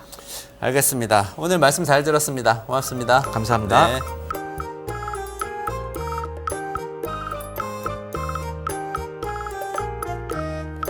네, 이번 이원재 끝내주는 경제, 끝내주는 인터뷰 시간이고요. 김혜연 비인 크립토 한국 일본 리드 모셔서 비트코인이 지금 엄청나게 뜨거운데 이게 우리 사회, 우리 경제에 도대체 무엇인가, 무슨 의미인가, 이걸 좀 찬찬히 짚어보도록 하겠습니다. 네, 안녕하세요. 어서 오세요. 안녕하십니까. 네, 지난주에 이어서 또 비트코인에 대해서 설명해 주시러 오셨는데 그 사이에 또 뭐 비트코인 가격이 많이 올라서 많은 분들이 이렇게 관심을 가지세요.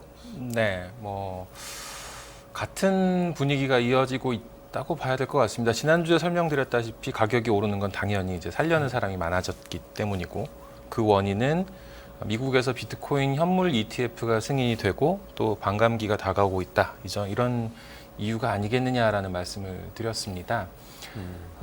수치를 보면 우리 시각으로 26일 밤, 월요일이죠. 월요일 밤 9시에는 한 5만 달러 초반까지, 5만 900달러 선까지 내려갔었는데 한 4시간 지나니까 화요일 새벽 1시 5만 3천 달러를 돌파했습니다. 5만 3천 달러가 왜 중요한 선이었냐면은 2021년 11월에 이 비트코인이 전고점을 기록을 했었거든요. 네. 6만 9천 달러였는데요. 네. 2021년 11월 이후로 5만 3천 달러 위를 기록한 게 이번이 처음이었습니다. 그러니까 이제 전고점을 향해 달려가는 그런 분위기 아니냐, 이런 사람들의 낙관이 나올 수 있는 상황이 된 거죠.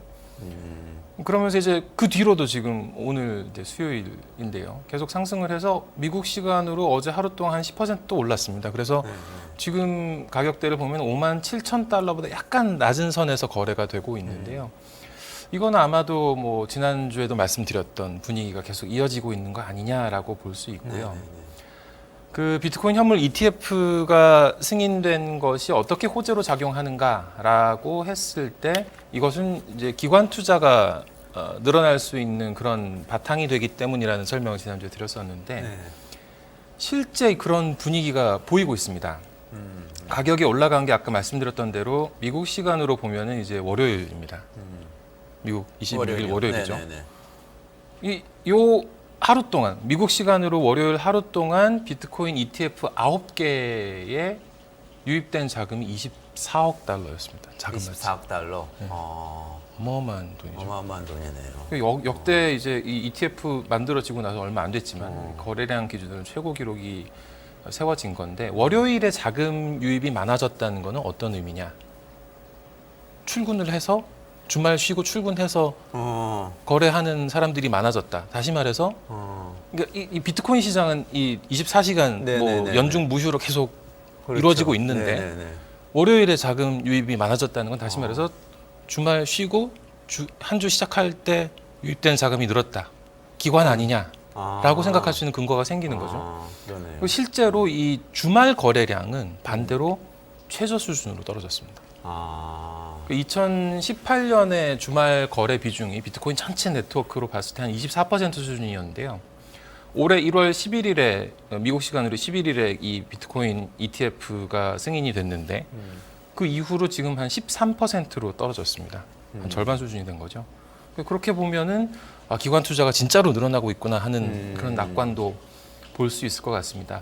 또 한 가지는 국내에서 이제 거래하시는 분들 경우에는 원화로 표시된 비트코인 가격을 보시는 경우가 많은데 이 환율 영향도 좀 볼 필요는 있을 것 같습니다. 2021년 11월 아까 말씀드렸던 그 전고점이 달러로 보면 6만 9천 달러였는데요. 당시 환율이 한 1,200원 정도였습니다. 그래서 원화로 환산하면 한 8,280만 원 그 정도 가격이었는데요. 이걸 근데 지금 환율로 지금 한 뭐 1,330원 정도라고 보면은 이게 아까 계산해 보니까 9,177만 원이더라고요. 그러니까 이 환율 차이만 가지고도 이미 한 1,000만 원 가량의 차이가 나는 걸 봤을 때 현재 달러로 봤을 때 5만 7천 달러 선인데 지금 이제 7,580만 원 정도로 볼 수 있는데 요거를 달러 기준으로 보면은 전고점이 아직 안 됐는데 원화 기준으로는 굉장히 뭐 빨리 올라가서 전고점이 될 수도 있는 그런 상황입니다.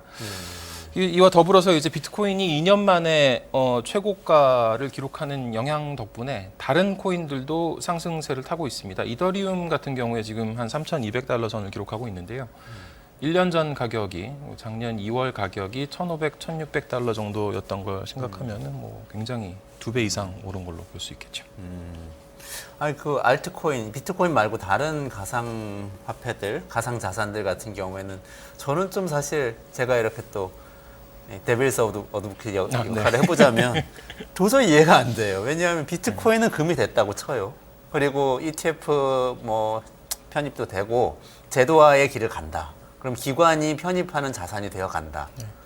근데 다른 코인들을 다 똑같은 길을 걸을 거라고 기대를 할 수는 없잖아요. 세상에 굉장히 많은 코인들이 있고 또 누군가 또 새로 발행할 수도 있고 한데 이게 과거 금이 가졌던 지위를 비트코인 하나가 아니고 수많은 금들이 새로 등장해서 계속해서 자금을 빨아들인다.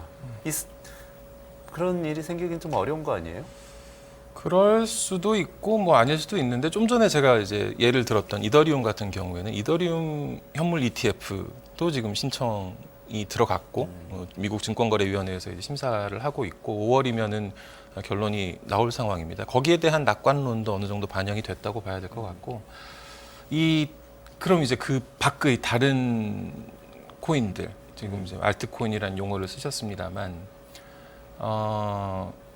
다른 코인들 같은 경우에 과연 그 기능은 무엇이고 이거에 무슨 기대를 걸 수 있길래 이렇게 사람들의 돈이 많이 몰리느냐 여기에 대해서 이제 의문을 가지실 수 있죠. 이제 다만 이제 그런 알트코인이 태어난 배경을 좀 살펴볼 필요는 있을 것 같습니다. 결국 이제 지난 15년간 블록체인의 역사라는 거는 어떤 식으로 이 어려움에 처한 기술의 부족한 부분을 메워서 개선할 수 있느냐 이런 걸 고민하는 과정이었다고 볼 수 있을 것 같은데요. 지난주에 잠깐 얘기를 했었습니다만 이제 비트코인을 진짜 화폐로 볼 수 있을 것이냐. 이게 이원재 소장님 같은 경우에는 처음으로 나왔던 국내 처음으로 비트코인에 대해서 쓰여졌던 책의 추천사를 쓰신 장 본인으로서 그 당시에 기대했던 이 어떤 제3세계 활동가들에 대한 지원이 비트코인으로 이루어질 수 있다라거나 아니면은 어떤 빈곤국가에 뭐 은행에 못 가는 사람들의 가난이 비트코인으로 해결되고 그렇죠. 그래서 뭐 이제 거죠. 어떤 좀 대안적인 금융 수단으로서의 기능을 비트코인이 가질 수 있는 거 아니냐라는 말씀을 하셨는데 그게 결국은 하마스 무기 거래 자금이 코인으로 이루어지고 있다 하는 거랑 이제 본질적으로는 다르지 않다라는 설명을 드리면서 아마 김을 좀 많이 빼셨어요. 저는 미국과 FRB의 소나기에서 벗어난 어떤 해방된 금융시장이 새로 생기는 거 아니냐 이런 얘기를 했더니 그 금융시장이 바로 불법 무기 거래하는 그 암거래 시장이다 이렇게 얘기하셨죠. 우리 소장님이 사실 MIT MBA 출신이시지만 이렇게 과격하십니다. 근데 이제 아까 말씀드렸던 대로 15년 동안 블록체인의 역사는 계속 이제 문제점을 개선하는 식으로 이루어졌던 건데 비트코인이 가지고 있었던 한계가 있었습니다. 비트코인의 한계는 이 블록 생성 시간이 한 뭐 10분 정도로 책정이 돼 있는데 너무 느리다. 그럼 빨리빨리 결제할 수 없는 거 아니냐.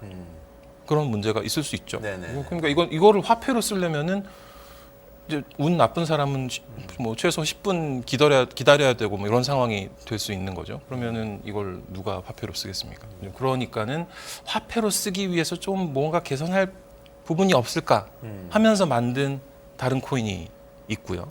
또 그럼 그건 또 문제가 없냐? 그렇게 했을 때 이 결제를 승인하는 과정이 좀 너무 생략되는데 이거를 그래도 보완하면서 가야 되는 거 아니냐? 라고 하면서 또 다른 코인이 고안되기도 했었고 이렇게 뭐 결제만 할 게 아니라 이 블록체인 위에서 가동할 수 있는 여러 가지 자원들이 있는데 그거를 원활하게 프로그래밍 할 수 있는 그런 방법을 좀 생각해야 되는 거 아니냐라는 차원에서 고안된 블록체인 코인도 있었는데 그런 식으로 계속 이제 개선하는 과정이 이루어졌기 때문에 알트코인의 미래는 없다 이렇게 단정짓기는 또 한편으로는 좀 무리한 면이 있어 보입니다. 이 코인이 혹시 거론하실 수 있으세요? 화폐 기능을 보완하는 코인, 결제 승인 과정을 보완하는 코인 이런 것들이 특정할 수 있는 건가요? 뭐 예를 들어서 이제 송금 속도를 좀 빠르게 만들기 위해서 리플이라는 아주 송금에 최적화시켰다고 이야기하는 프로젝트가 있는데 리플 같은 경우에는 송금을 실제로 구현을 했죠. 송금 시스템을 구현을 했고 송금 서비스를 미국에서도 운영을 하고 있습니다. 네네. 그리고 리플 네트워크를 이용한 국제 송금 서비스가 한국에서도 만들어지기도 했었고요. 뭐 그런 것도 있고 국내에서는 심지어 그냥 결제로 쓰자 하면서 편의점에도 쓸 수 있는 프로젝트가 만들어진 적도 있었습니다. 지금은 없어졌습니다만은 네네. 이게 뭐 이제 규제 벽에 부딪혀서 그거는 진짜 결국은 화폐로 사용을 하려고 했던 거네요. 그렇죠. 일상적인 그렇죠. 화폐. 일상적인 화폐로 쓰이려고 했던 건데 문제는 있었습니다. 그때 이제 뭐 가상자산, 암호화폐, 코인, 뭐 여러 가지 용어가 있습니다만 뭐 일상적으로 우리 코인이라고 통칭을 하니까 이 코인은 어느 거래소에 상장도 돼 있었어요. 네네. 그러니까 이게 네. 가격이 가격 들쭉날쭉하죠. 왔다 갔다 네, 하겠네요. 그렇죠. 그러니까 이제 뭐 이 라면을 사러 갔는데 편의점에 이걸로 결제를 하면은 어느 날은 라면이 100원인데 어느 날은 500원이 되는 거예요. 좀 그 안정성이 이제 많이 뭐 그런 문제들이 지적이 있었어요. 되죠. 그러니까 그런 문제들이 결국은 또 이 비트코인 자체 아니면은 다른 알트코인도 화폐로 쓸 수 있느냐 하는 거에서의 문제로 지적받을 수 있을 것 같습니다. 예를 들어서 실제로 비트코인을 결제로 쓰는 것도 뭐 라이트닝 네트워크라고 이제 결제 속도를 좀 개선하면서 네. 비트코인을 실제 화폐처럼 쓸 수 있도록 하는 그런 기술적 지원도 있었는데 네네. 이거는 영문판 위키피디아에서 찾아보면은 거기에 사진이 하나 나오거든요. 네네. 경남 김해에 있는 어느 카페가 나옵니다. 음. 그 한국이 무슨 비트코인 결제 무슨 아주 선도적인 성지네요. 사례처럼 이렇게 소개가 돼 있는 걸 보실 수 있는데 여튼 뭐 아주 성공적이진 않지만 계속 이제 실험적으로 또는 시도되는 것들도 있다고 봐야 될 것 같습니다. 그럼에도 불구하고 코인의 문제는 결국은 한 몇 가지가 있는데 가장 큰 거는 아까 말씀하신 변동성 문제. 네네네. 변동성. 이게 코인 자체를 그러니까 모두가 코인으로만 사는 세상 같으면은 이 우유 하나는 0.01 우유는 너무 비싸네요. 뭐 자동차라고 해요. 이 자동차 한 대는 1비트코인이다. 네. 근데 비트코인 가격과는 무관하게 1비트코인이다라고만 하면은 괜찮은데 그러니까 모두가 비트코인만 쓰고 있으면 괜찮을 텐데 세상은 그렇지 않기 때문에 비트코인 자체도 지금 거래를 하고 있기 때문에 그래서 이 화폐 기능을 하지 못하는 면이 있고 또 한 가지는 코인 상태로 그냥 이 비트코인의 네트워크로 그냥 있을 때는 이 비트코인을 갖고 있는 사람이 분명히 있는데 뭐 지갑이라고 흔히 표현을 하죠. 이 비트코인이 들어가 있는 그 장소가 있는데 그 장소는 어느 개인이 갖고 있을 수도 있단 말입니다. 근데 그 개인이 누군지는 누군가가 정확하게 매칭을 해주지 않는 이상은 알 수가 없죠. 그러다 보니 그 익명성이 있는 거 아니냐라고 볼 수 있어요. 어떤 면에서는. 그러면은 그 익명성 때문에 이게 좀 음성적인 자금으로 쓰일 수도 있다. 예를 들어 실제로 엠번방 사건 같은 경우에 그 출처를 잘 알 수 없게 하는 코인을 이용해서 자금 이동이 있었죠. 그다음에 뭐 성착취 동영상, 마약 거래 이런 데 코인이 쓰이는 것도 사실입니다. 요즘 유행하는 그 드라마 같은 거 보면 코인이 꼭 등장을 해요. 권력자들이 자금 세탁을 위해서 코인을 쓰고 뭐 이런 장면들이 나오는데 실제 그런 일들이 있기 때문에 이제 그 부분도 그냥 이 통상적인 화폐로 쓰는 데에서는 좀 걸림돌이 있다고 봐야겠죠. 근데 그게 저는 네. 지금 말씀하신 화폐가 안 되는 이유들을 지금 말씀해 주셨는데 저는 또 거꾸로 될 수도 있지 않을까 하는 생각을 하는데 예를 들어서 그 변동성 문제 같은 경우는요. 달러가 변동성이 사실 작다고 할 수는 없거든요. 뭐 우리 원화 기준으로 생각해 보면 1,800원까지 갔다가 800원까지 갔다가 한 지난 30년 정도 동안 이렇게 왔다 갔다 했단 말이죠. 네네. 그리고 지금 뭐 1,300원, 1,200원 한다고 해서 그게 언제까 한 10% 정도는 언제든지 움직일 수 있다. 우리 이렇게 생각하고 있잖아요.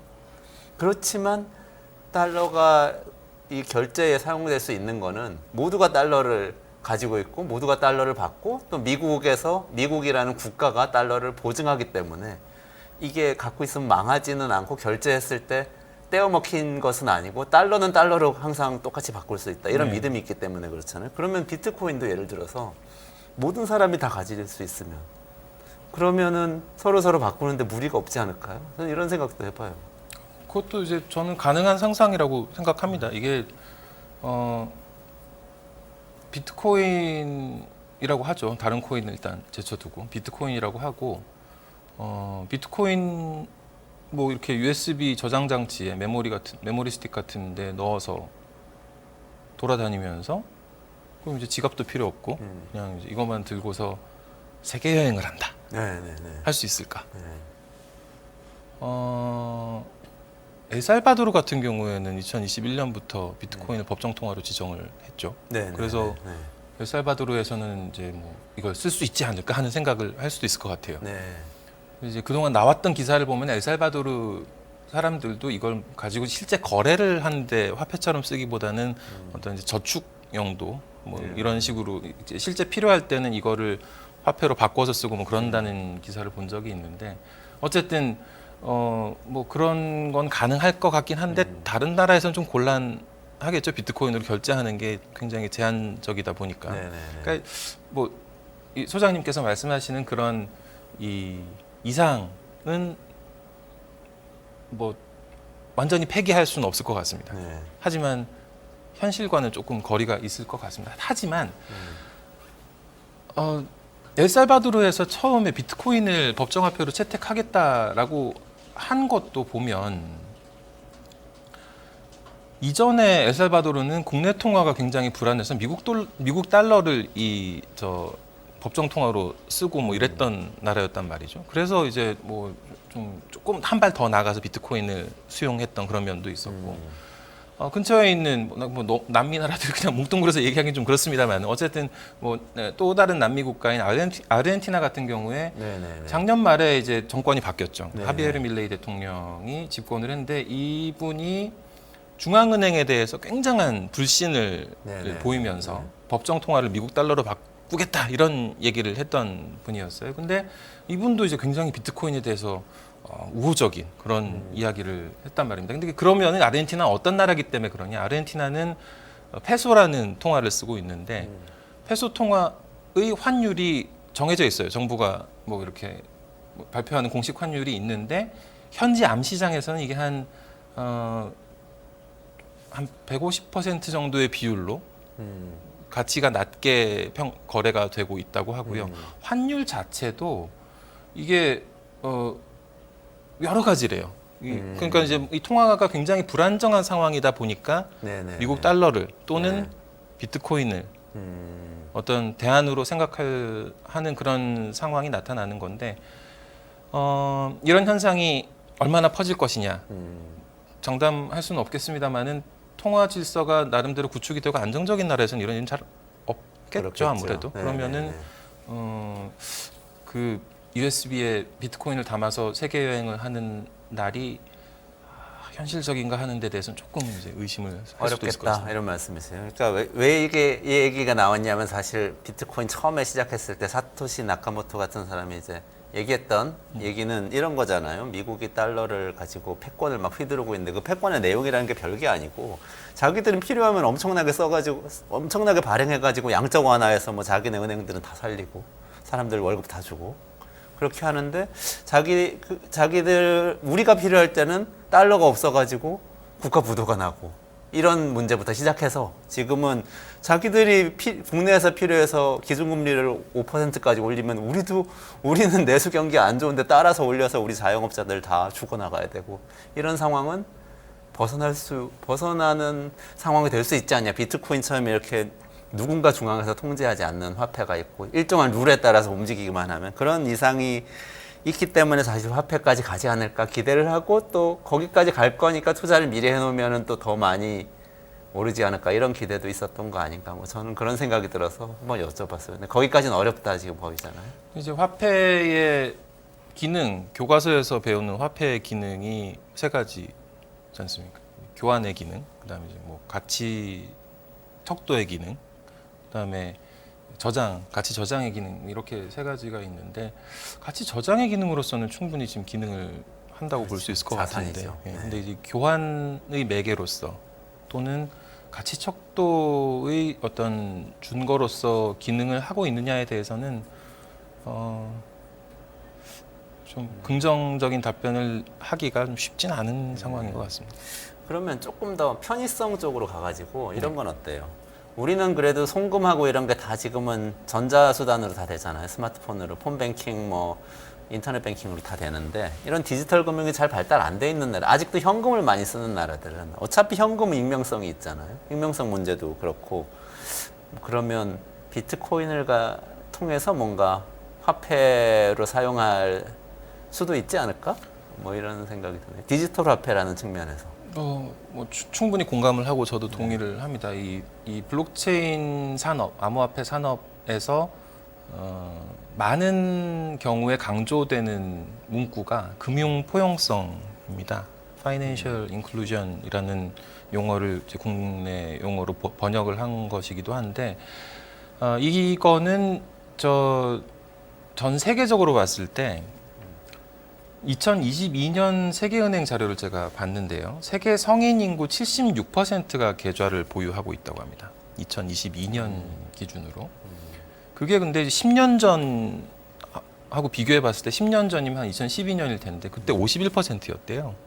많이 늘어난 거죠. 그러네요. 20%포인트 이상 늘어난 건데 그래도 이게 한 24%는 계좌가 없다는 얘기지 않습니까? 그럼 이제 이 숫자로 다시 환산을 하면 성인 한 14억 명이라고 세계은행은 추산을 하고 있던데 14억 명은 금융 계좌가 없는 겁니다. 금융 계좌가 없는 이들 인구에 대해서 어떤 금융 서비스가 다가갈 수 있도록 포용력을 증대시키는 데 있어서는 이 블록체인 기술, 암호화폐 기술이 어느 정도 역할을 할 수 있다 이런 개념이고, 실제로 그 이상을 구현하기 위해서 국제 송금이라든지 예금이라든지 그게 그런 서비스들이 암호화폐로 이루어지는 경우들이 왕왕 있습니다. 단적인 예로 필리핀 이주 노동자가 전 세계 곳곳에 퍼져 있잖아요. 근데 이분들은 대부분 자기가 번 돈을 본국으로 보낸단 말이죠. 근데 이 필리핀 같은 경우에 뭐 금융 서비스가 잘 돼 있긴 합니다만 그래도 이게 뭐 방방곡곡에 전부 다 이 은행이 있고 모두가 은행에 가서 돈을 쉽게 뽑을 수 있는 그런 구조가 아니다 보니까 아까 말씀드린 리플 같은 그런 암호화폐를 이용해서 송금을 해서 현지에서 핸드폰을 가지고 바로 입금되는 걸 확인할 수 있고, 그럼 이제 그때 받은 돈은 이쪽에서 보낸 돈도 아니고 리플이라는 어떤 암호화폐도 아니고 현지 화폐로 받는 거죠. 그렇게 되면은 뭐 이 금융 포용성을 굉장히 증대시킬 수 있는 그런 방안이 될 수 있기 때문에 이 금융 소외계층, 이 세계은행이 추산했던 14억 명의 성인들, 뭐 영어로는 unbanked 또는 underbanked라고 표현을 하는데요. 뭐 주로 여성이거나 빈곤층이거나 교육 소외층이거나 비도시에 거주하고 있는 그런 인구인데 이들을 위해서 좀 더 개선된 서비스를 만드는 데는 유용한 기술이라는 데 대해서는 많은 분들이 공감을 하는 것 같습니다. 아, 그렇군요.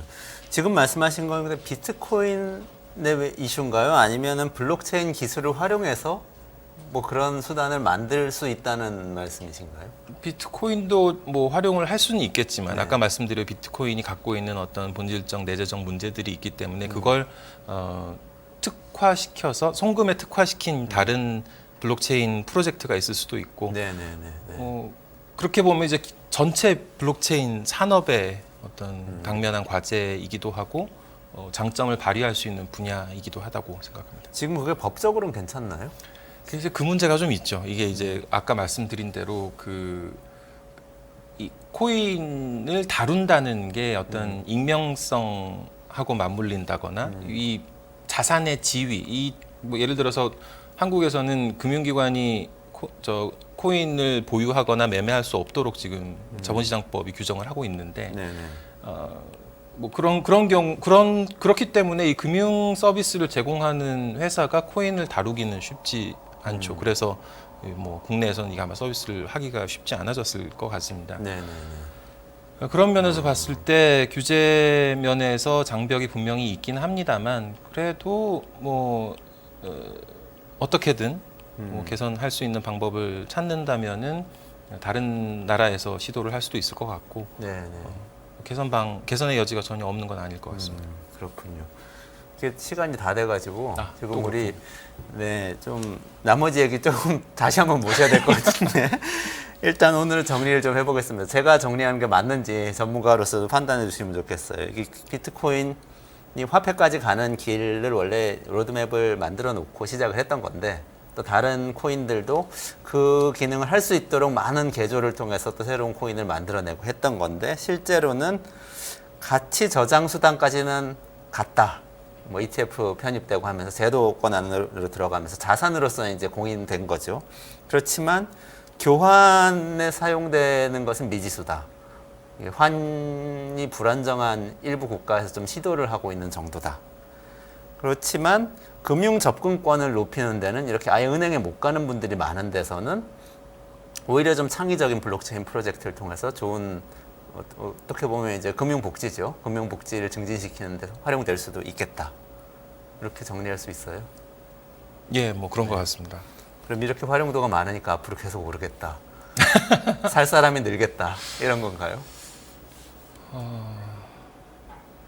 투자 자산의 관점에서만 보시면은 이게 참 한계가 있습니다. 이게 왜 하는 거냐 자꾸 물어보고 지난주에 제가 좀 정형화된 표준화된 미술품 정도로 봐주셨으면 좋겠다 이런 말씀을 드렸었는데 네, 네.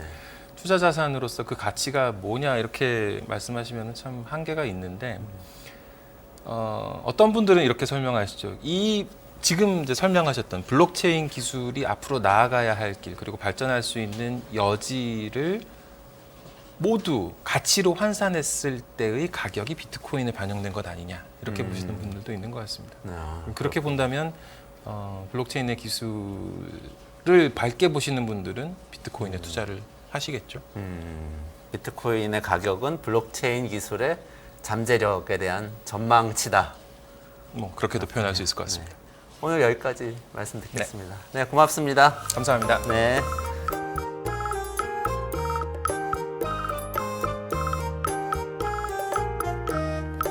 네, 끝내주는 경제 AI 시대 시작하겠습니다. 강정수 박사님 오늘도 모셨습니다. 안녕하세요. 안녕하세요. 네, 강 박사님. 네. 엔비디아가 너무 뜨거워서 이거 지금 어떻게 되는 건지 모르겠어요. 주가는 막 오르고 네. 뭐 AI 시대는 열렸다고 하는데 이대로 가도 되는 건지 위태위태하기도 하고 어떻게 보세요? 우선은 이제 주가라는 건 항상 미래 가치를 반영을 하는 거고요. 이번에 특히 또 올랐던 것은 어닝 서프라이즈였죠. 사실은 순이익률이 거의 60%에 가까운, 즉 100달러를 팔면은 60달러를 버는.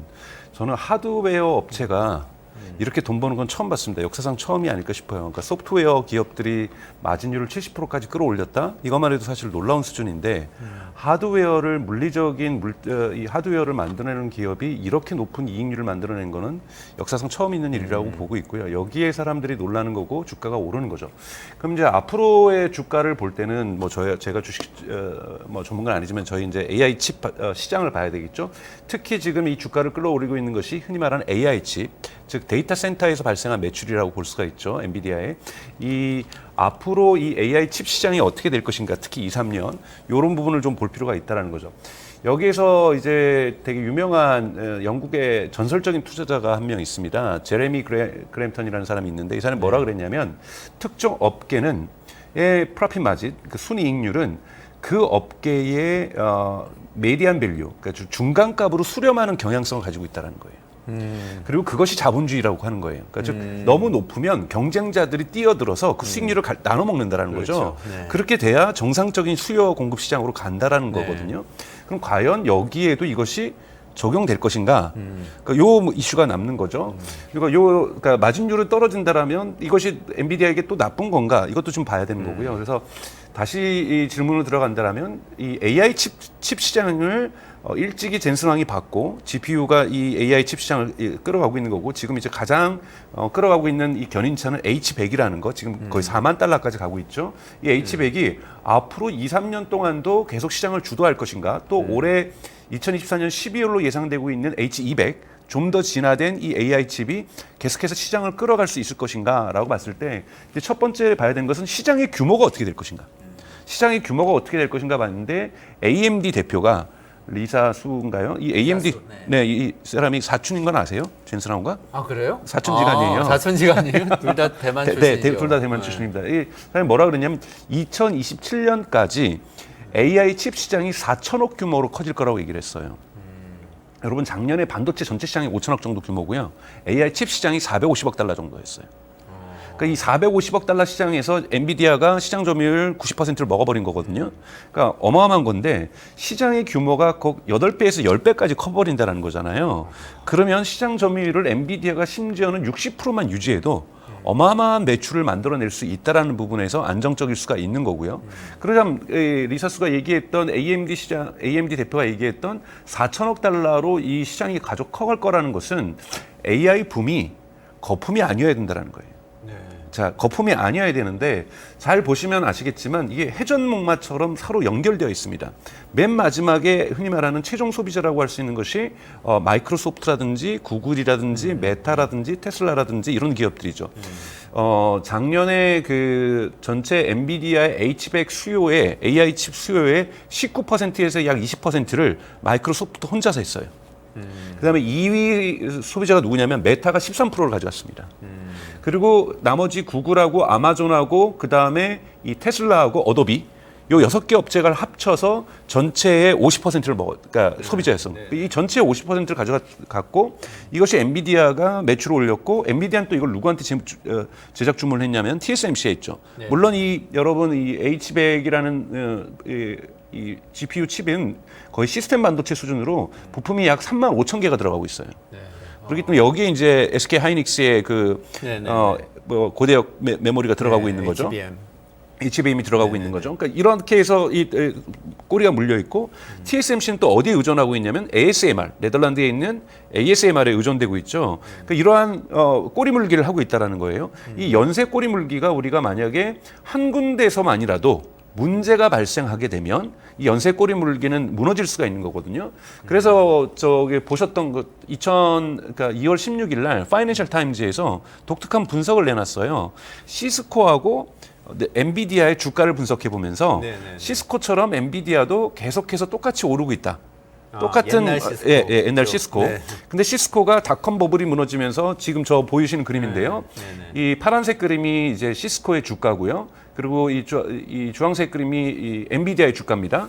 근데 보면은 비슷하게 지금 오르고 있잖아요. 시스코는 1996년부터 그렇죠. 그렇게 하면서 얘기를 하는 것이 파이낸셜 타임즈의 오피니언으로 나왔던 글입니다. 파이낸셜 타임즈의 어떤 분석적인 글이라기보다는 한 기자의 주장인데요. 저렇게 올랐으면 이제 저렇게 내려갈 가능성이 존재한다라는 거예요. 그런데 과연 시스코가 내려갔을 때 봐야 될 것은 아까 말했던 회전목마처럼 먹게 있는 이 먹이사슬에 시스코의 주 고객들이 누구였냐면 당시에 닷컴 버블의 주체들이었던 전 세계에 있는 수많은 스타트업들이 시스코의 통신 장비와 서버 장비를 샀던 겁니다. 그렇죠. 인터넷 시대에 그렇죠. 장비를 파는 회사였던 거죠. 시스코죠. 시스코가. 그렇죠. 네. 근데 그 장비를 내서 닷컴 버블이 왜 생겼습니까? 이 먹이사슬에서 있는 최종적인 소비자들이 매출을 못 냈어요. 그렇죠. 네. 네, 기억하실 겁니다. 맞아요. 네. 대부분 매출을 못 내고 투자만 많이 받고 네. 매출을 못 냈어요.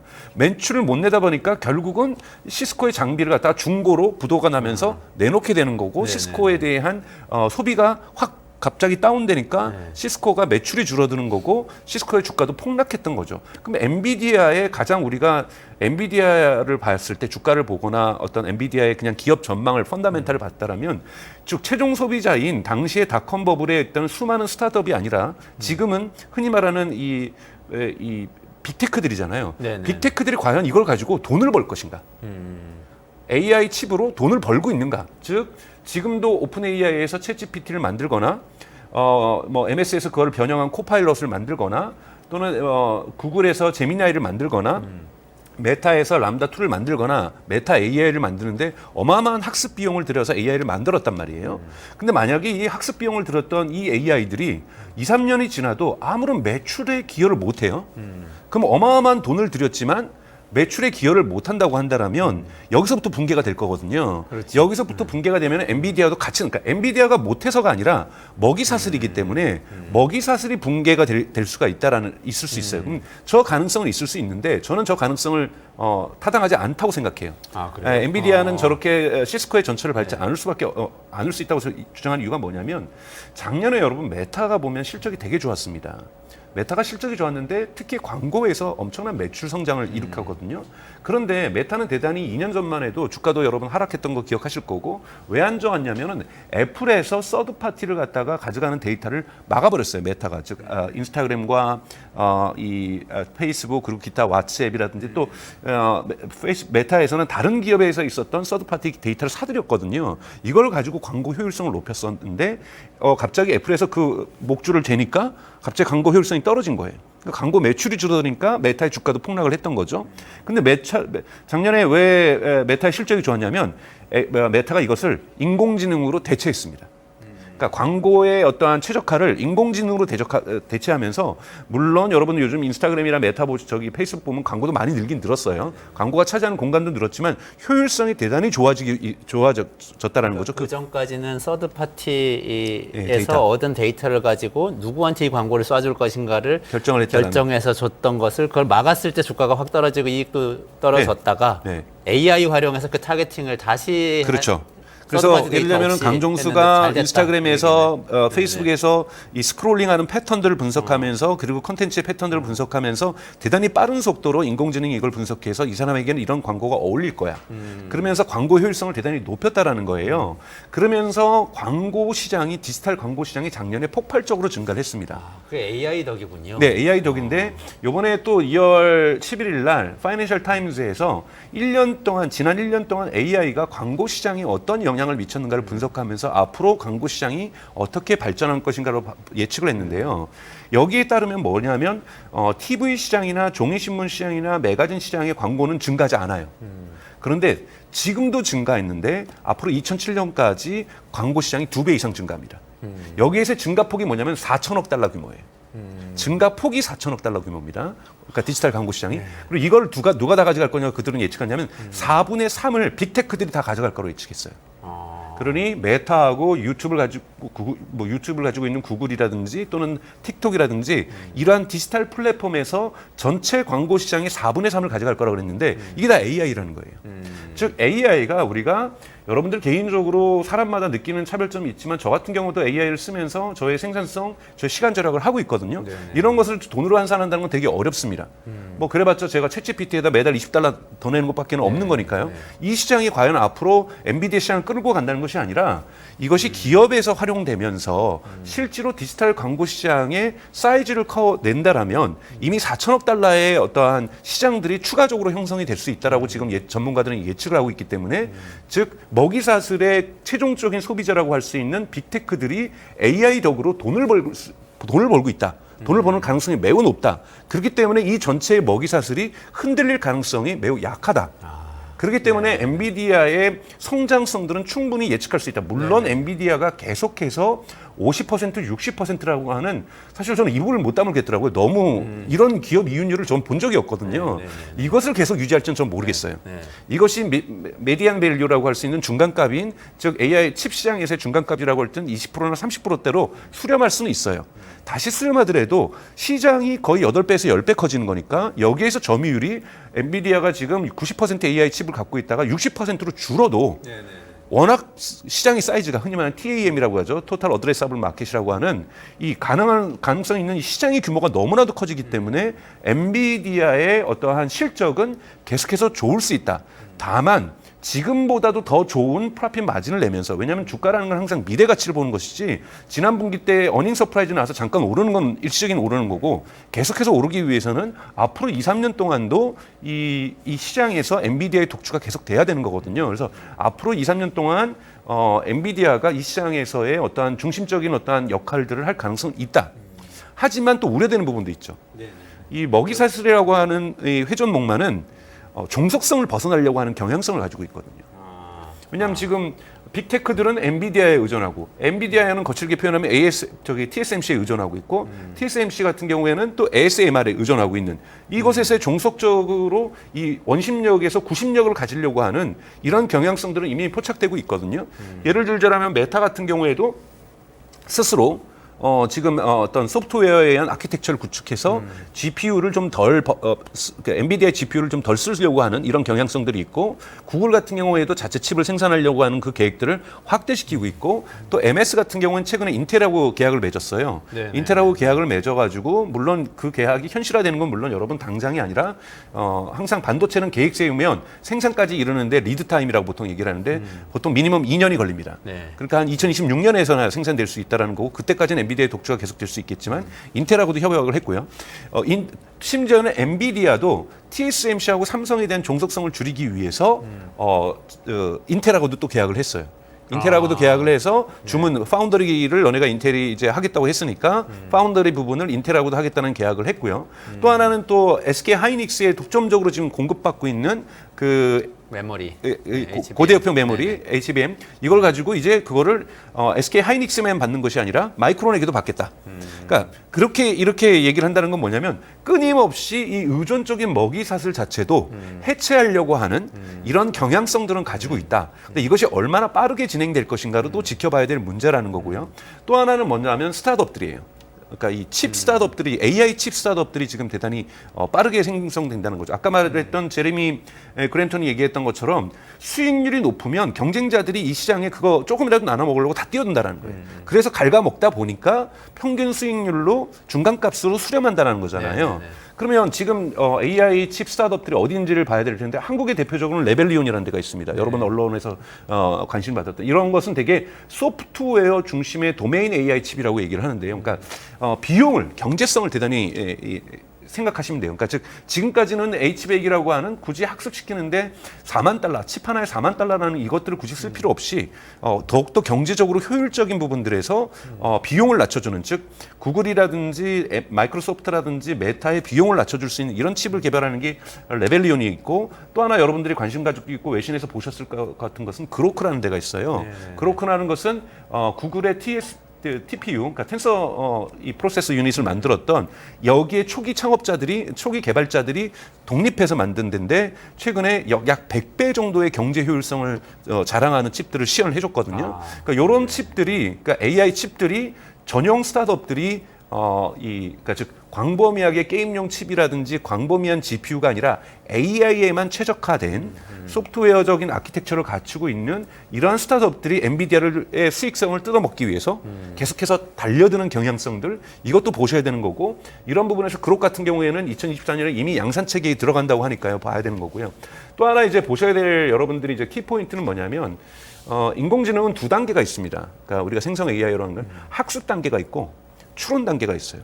추론 단계는 뭐냐면 우리가 질문을 던지면 질문을 할 때 우리 사실은 온디바이스에서 뭐 대답도 하는 요즘 그런 경향성도 있지만 다시 클라우드 가서 답을 찾아갖고 오거든요. 근데 이 추론할 때는 굳이 비싼 GPU 그 H100을 쓸 필요가 있냐라는 거예요. 그렇기 때문에 지금 AI 칩들에서 지금 스타트업들이 들어오는 데가 뭐냐면 바로 여기 추론 쪽이죠. 추론에서는 조금 더 경제적으로 굳이 고가의 H100을 쓴 게 아니라 H100은 학습에는 필요하다는 거예요. 추론이 양이 적어서 그런가요? 이제 아니면 그러니까 다른 만들 왜- 때까지는 학습을 대단히 많이 시키지만 그 다음부터는 지금부터는 추론이죠. 예를 들자면 오픈 AI만 해도 지금 가입자들이 1억 명이잖아요. 네, 그럼 네, 1억 명들이 계속해서 질문 던지면 그때부터는 추론이에요. 네, 네. 여기에는 학습용 GPU를 쓸 필요가 없다라는 거죠. 그렇기 때문에 앞으로 이 시장이 학습용 시장과 추론용 시장으로 이분화될 가능성이 높다라는 거고 이 추론용 시장에서 어떻게 엔비디아가 수성을 할 것인가. 근데 이것도 사실은 엔비디아는 지난 분기 실적 보면은 되게 좋았어요. 왜냐하면 엔비디아가 뭐라고 얘기를 했냐면 사람들이 그러니까 월가의 전문가들은 추론용 칩은 한 20% 정도의 시장 점유율을 갖고 있을 것이다. 그러니까 매출 정도에서 AI 칩의 매출 중에서 추론용 칩은 한 20%고 사실 80%는 학습용 칩일 거라고 예상을 했었는데 네네네. 추론용 칩이 40%나 나왔어요. 그러니까 실제로 엔비디아의 칩을 추론용으로도 빅테크들이 많이 쓰고 있다는 거죠. 그런 부분에서 엔비디아가 추론용에서도 어느 정도 의미를 가질 거라는 걸 보는데요. 문제는 아직까지는 작년 2023년까지는 대안이 없었기 때문에 엔비디아를 썼을 가능성이 있는 거죠. 그렇기 때문에 이제 대안이 생기기 시작하면서 앞으로의 기간 동안 이 추론용 전용 칩들로 시장이 무게 중심이 조금은 움직일 가능성이 있다. 이것들이 여러분들이 봐야 될 리스크. 하지만 그 리스크지만 기회로 보셔야 될 것들은 이제 2027년까지 지금의 어떠한 AI 칩 시장이 이제 8배에서 10배 정도 커질 거라는 전문가들이 분석이 있는 거고 전 충분히 가능한 시장이라고 보고 있거든요. 이렇게 봤을 때는 기회도 분명히 존재하고 하지만 도전도 분명하게 존재하는 시장이라고 볼 수가 있습니다. 그러면 이게 양쪽이 다 있는데 네. 제 생각에는 어쨌든 뭐 시장의 속성상 지금의 순이익률 60%를 기준으로 해서 네. 그거를 기준으로 주가가 형성됐을 것 같아요. 네. 기대는 거기에 있는 거니까 이게 떨어지면은 뭐 기대도 쪼그라들고 주가도 떨어지고 그렇게 되겠죠. 근데 이게 어떻게 될지는 근데 이제 예를 들면 총 방향이 마진에 중요한 예를 들면 것 같아요. 프로핏 마진 그러니까 총 순이익률의 규모는 커지죠. 그러니까 이익률은 줄어들어도 이익의 규모는 커진다. 이익의 규모는 대단히 커질 수 있죠. 왜냐하면 시장이 커지니까 시장에서 시장 점유율 90%에서 60%로 가더라도 시장이 그대로 사이즈가 예를 들면 시장이 10%씩밖에 증가를 안 한다. 근데 거기서 이익률이 떨어진다면 전체 총 이익도 절대량도 분명히 줄어들 거예요. 근데 시장이 8배, 10배씩 커지고 있는 가운데서 이익률을 줄어든다고 할지라도 절대적인 이익은 우리의 총량은 총 규모는 커질 수도 있다라는 거기 때문에 이것을 긍정적으로 평가했다라면 주가를 더 끌어올릴 가능성 저는 있다고 보고 있습니다. 네, 총량이 늘어나면 이익률이 떨어져도 괜찮을 수도 있다. 이익률은 떨어질 수도 있다. 이렇게 보시는 거예요. 이익률은 전 떨어질 거라고 봐요. 이거는 기적적인 이익률이고 이익률이 더 높아간다라는 것 자체는 시장에 문제가 있다라는 거예요. 이거는 그러니까 제레미가 얘기했던 것처럼 그러니까 자본주의가 제대로 작동하지 않는다는 뜻이에요. 자본주의는 여러분 이익률이 높은 곳에 여러분들도 그렇잖아요. 옆집에서 돈 벌었다 그러면 옆집에서 비트코인으로 돈 벌었다면 비트코인 들어가시잖아요. 옆집에서 돈 벌었다 그러면은 커피집으로 돈 냈다면 옆집에 커피집 하나 더 만들어지는 거고 저 식당에서 돈을 벌었다면 옆집에 똑같은 식당이 하나 더 생기는 거예요. 이것이 자본주의의 속성입니다. 그러니까 이윤을 쫓아가기 위한 인간의 합리적인 어떤 행위들 마찬가지로 기업들도 뛰어들고 있다는 거기 때문에 너무 신화적으로 엔비디아의 이러한 기록적인 순이익률이 계속해서 유지될 거다.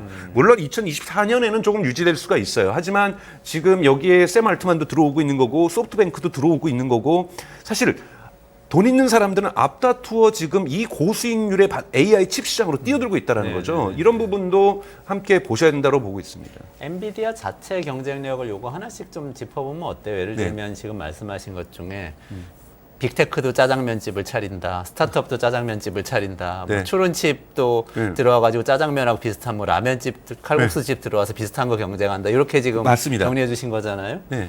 여기에 맞서기 위한 엔비디아의 어떤 고유한 경쟁력이 있나요? 차별성? 있죠. 왜냐하면 엔비디아 같은 경우에는 사실은 처음부터 이렇게 AI 칩이 뜰 거라고 생각하지 않았잖아요. 그렇죠. 사실은 여러분도 잘 아시는 GeForce인가요? 지포스 그래픽 카드 게임하려면 장착해야 되는 거죠. 저도 기억납니다. 90년대 컴퓨터 사면서 지포스를 살 것인가 경쟁사 지금 제 기억이 안 나는데 좀 저렴한 게 있었어요. 맞아요. 네, 그래서 요즘 여러 개 이걸 살 있습니다. 것인가? 네. 근데 거기 망했죠. 망해가지고 그 기술들을 엔비디아가 다 특허를 다 사들였죠.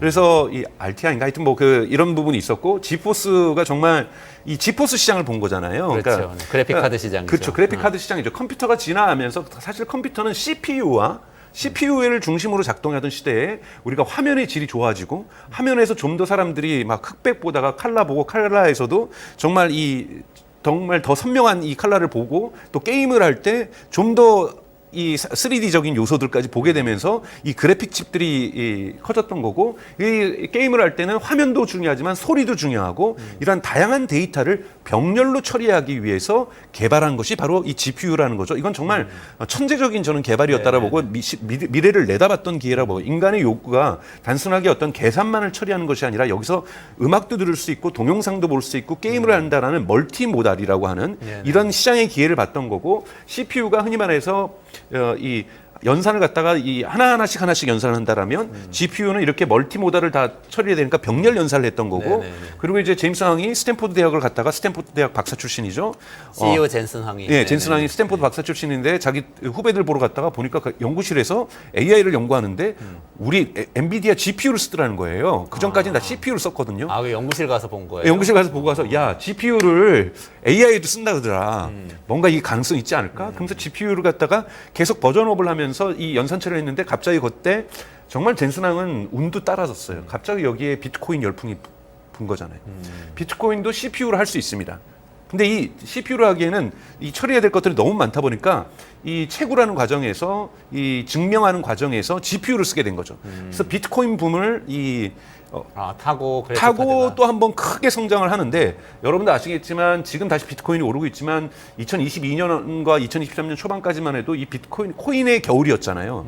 코인의 겨울이 오면서 쭉 다시 엔비디아 주가도 빠지고 게임 시장도 한번 다시 빠지고 이러면서 엔비디아 이거 가능성 있을까 했는데 여기에 2022년 말에 이 오픈 AI가 챗GPT를 열면서 이 AI 열풍이 불고 있는 거잖아요. 그래서 이런 부분에서 저는 목적 의식적으로 AI 시대를 갖다가 미리미리 뭐 10년 전부터 준비했다고 볼 수는 없지만 게임 시장을 준비했었고 젠슨 왕이 일찍이 스탠포드 대학에 가서 사람들이 AI 연구에 GPU를 쓴다라는 것을 인식하고 우리가 좀 더 이러한 부분에서 진화된 GPU를 만들어야 된다라는 어떤 시대적으로 한 발 앞서가는 것을 했다는 건 분명합니다. 그러니까 대단히 미래를 볼 수 있는 것이 우연이든 필연이든 이런 기회를 미리 포착했다라는 거는 정확하게 젠슨 왕이 똑똑해서 그랬다고 저는 평가할 수 있습니다. 저는 젠슨 왕의 그 인사이트가 대단한 것 같아요. 네. 그러니까 설명해 주신 것처럼 CPU는 말하자면 공학용 계산기, 미분이 되는 계산기인데 네. 그거 가지고 컴퓨터에서 처리하고 있었는데 사실 게임용 그래픽 GPU라는 건 당시만 해도 아주 간단한 계산만 할 수 있는 아주 수준 낮은 네. 거를 여러 개 한꺼번에 네. 1+1 같은 거를 뭐 한꺼번에 처리할 수 있는 네. 그런 여러 개의 장난감 계산기 같은 네. 거였잖아요. 근데 네. 그거를 AI에 쓸 수 있구나 이런 생각을 했다는 그 인사이트가 놀라워요. 그렇죠. 근데 이제 그런 거는 이제 컴퓨터 역사를 젠슨 왕이 같이 해서부터 젠슨 왕이 여러분 아시는 것처럼 대만에서 태어났고 네. 10살 때 미국으로 이제 건너오잖아요. 미국으로 건너와서 10살 때니까 뭐 완전히 초기 이민도 아니고 사실은 정말 아메리칸 드림을 꿈꾸면서 아버지가 네네. 이제 화학자였고 어머니가 영어 교사였고 그래서 아버지가 화학자였는데 어렸을 때부터 과학을 좋아했다 그래요. 그래서 오하이오 공대부터 시작해가지고 스탠포드까지 문과대학에서 박사학위를 마쳤던 거고 그러면서 제일 첫 직장이 여러분 AMD입니다. 첫 직장이 사촌인 리사수가 있는 네, 그 AMD. 예. 그래서 그 AMD가 이제 첫 직장이고 그때부터 칩 개발에 들어갔었어요.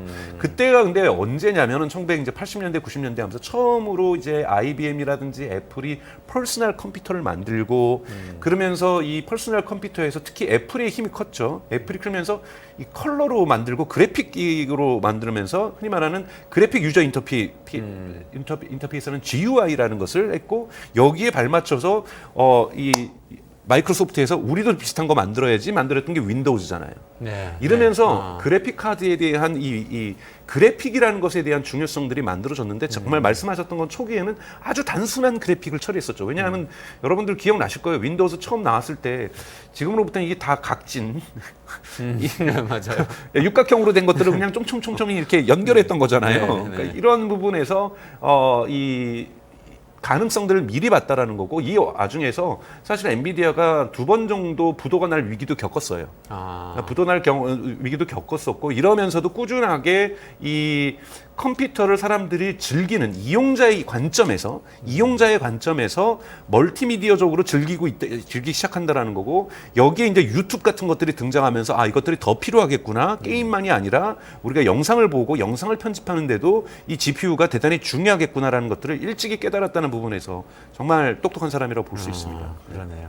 정말 10살 때 이민을 왔으면은 정말로 아메리칸 드림이 성공한 경우네요. 네, 이건 완전한 아메리칸 드림의 성공이고 대만에서도 지금 국민적 영웅이죠. 대만 출신 중에서 이렇게까지 잘 나가는 사람은 없거든요. 대만 출신들을 한번 묶어가지고 저 분석하고 싶어요. 대만 출신의 CEO들 리사수하고 네, 뭐 네. TSMC라는 기업도 그렇고. 네, 네, 네. 오늘은 시간이 다 돼가지고 마무리를 해야 될 것 같은데요. 혹시 빠뜨린 이야기 있으세요? 저는 엔비디아에 대해서 지금 제가 주의해야 여러분도 될 아시는 점? 것처럼 주식 전문가는 아닙니다만, 그러니까 이것이 이제 이 옆으로 흔히 말하는 조정기라든지 횡보를 할 가능성이 있어요. 근데 여기에서 좀 보셔야 될 것은 오늘 말씀드리면 미국에서의 이 파이낸스 흐름 중에 이 3, 4, 5월이 좀 조심해야 될 시기입니다. 왜냐하면 세금 기간이거든요. 그러니까 민간에서 대량적인 세금이 정부로 흘러들어가는 기간이고 그 이외에서는 정부의 돈이 민간으로 흘러들어가는 기간이라고 보는데 이 사이클이 되게 중요한데 미국 증시에서는 왜냐하면 민간들이 되게 세금을 많이 내다 보니까 이 주식에 투자할 돈들이 그만큼 줄어드는 거거든요.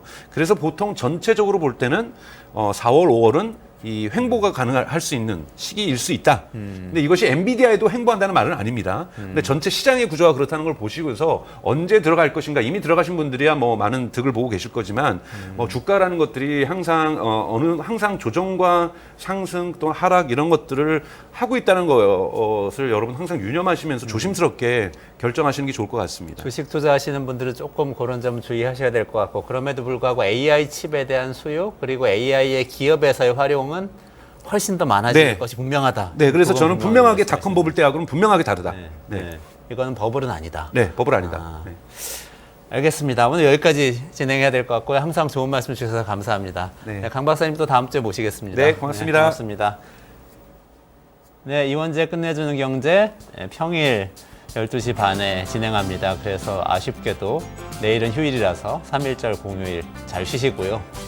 금요일, 토요일, 일요일 쉬시고 월요일에 다시 뵙겠습니다. 월요일에는 우리 핫한 이야기 계속 하고 있는데 비트코인 얘기하고 엔비디아 얘기했으니까 이제 부동산 얘기할 차례입니다. 아파트 살 때인가 아닌가 한번 이광수 소장님 모시고 격렬하고 이 재미있는 토론 한번 해보도록 하겠습니다. 그럼 월요일 12시 반에 뵙겠습니다. 고맙습니다.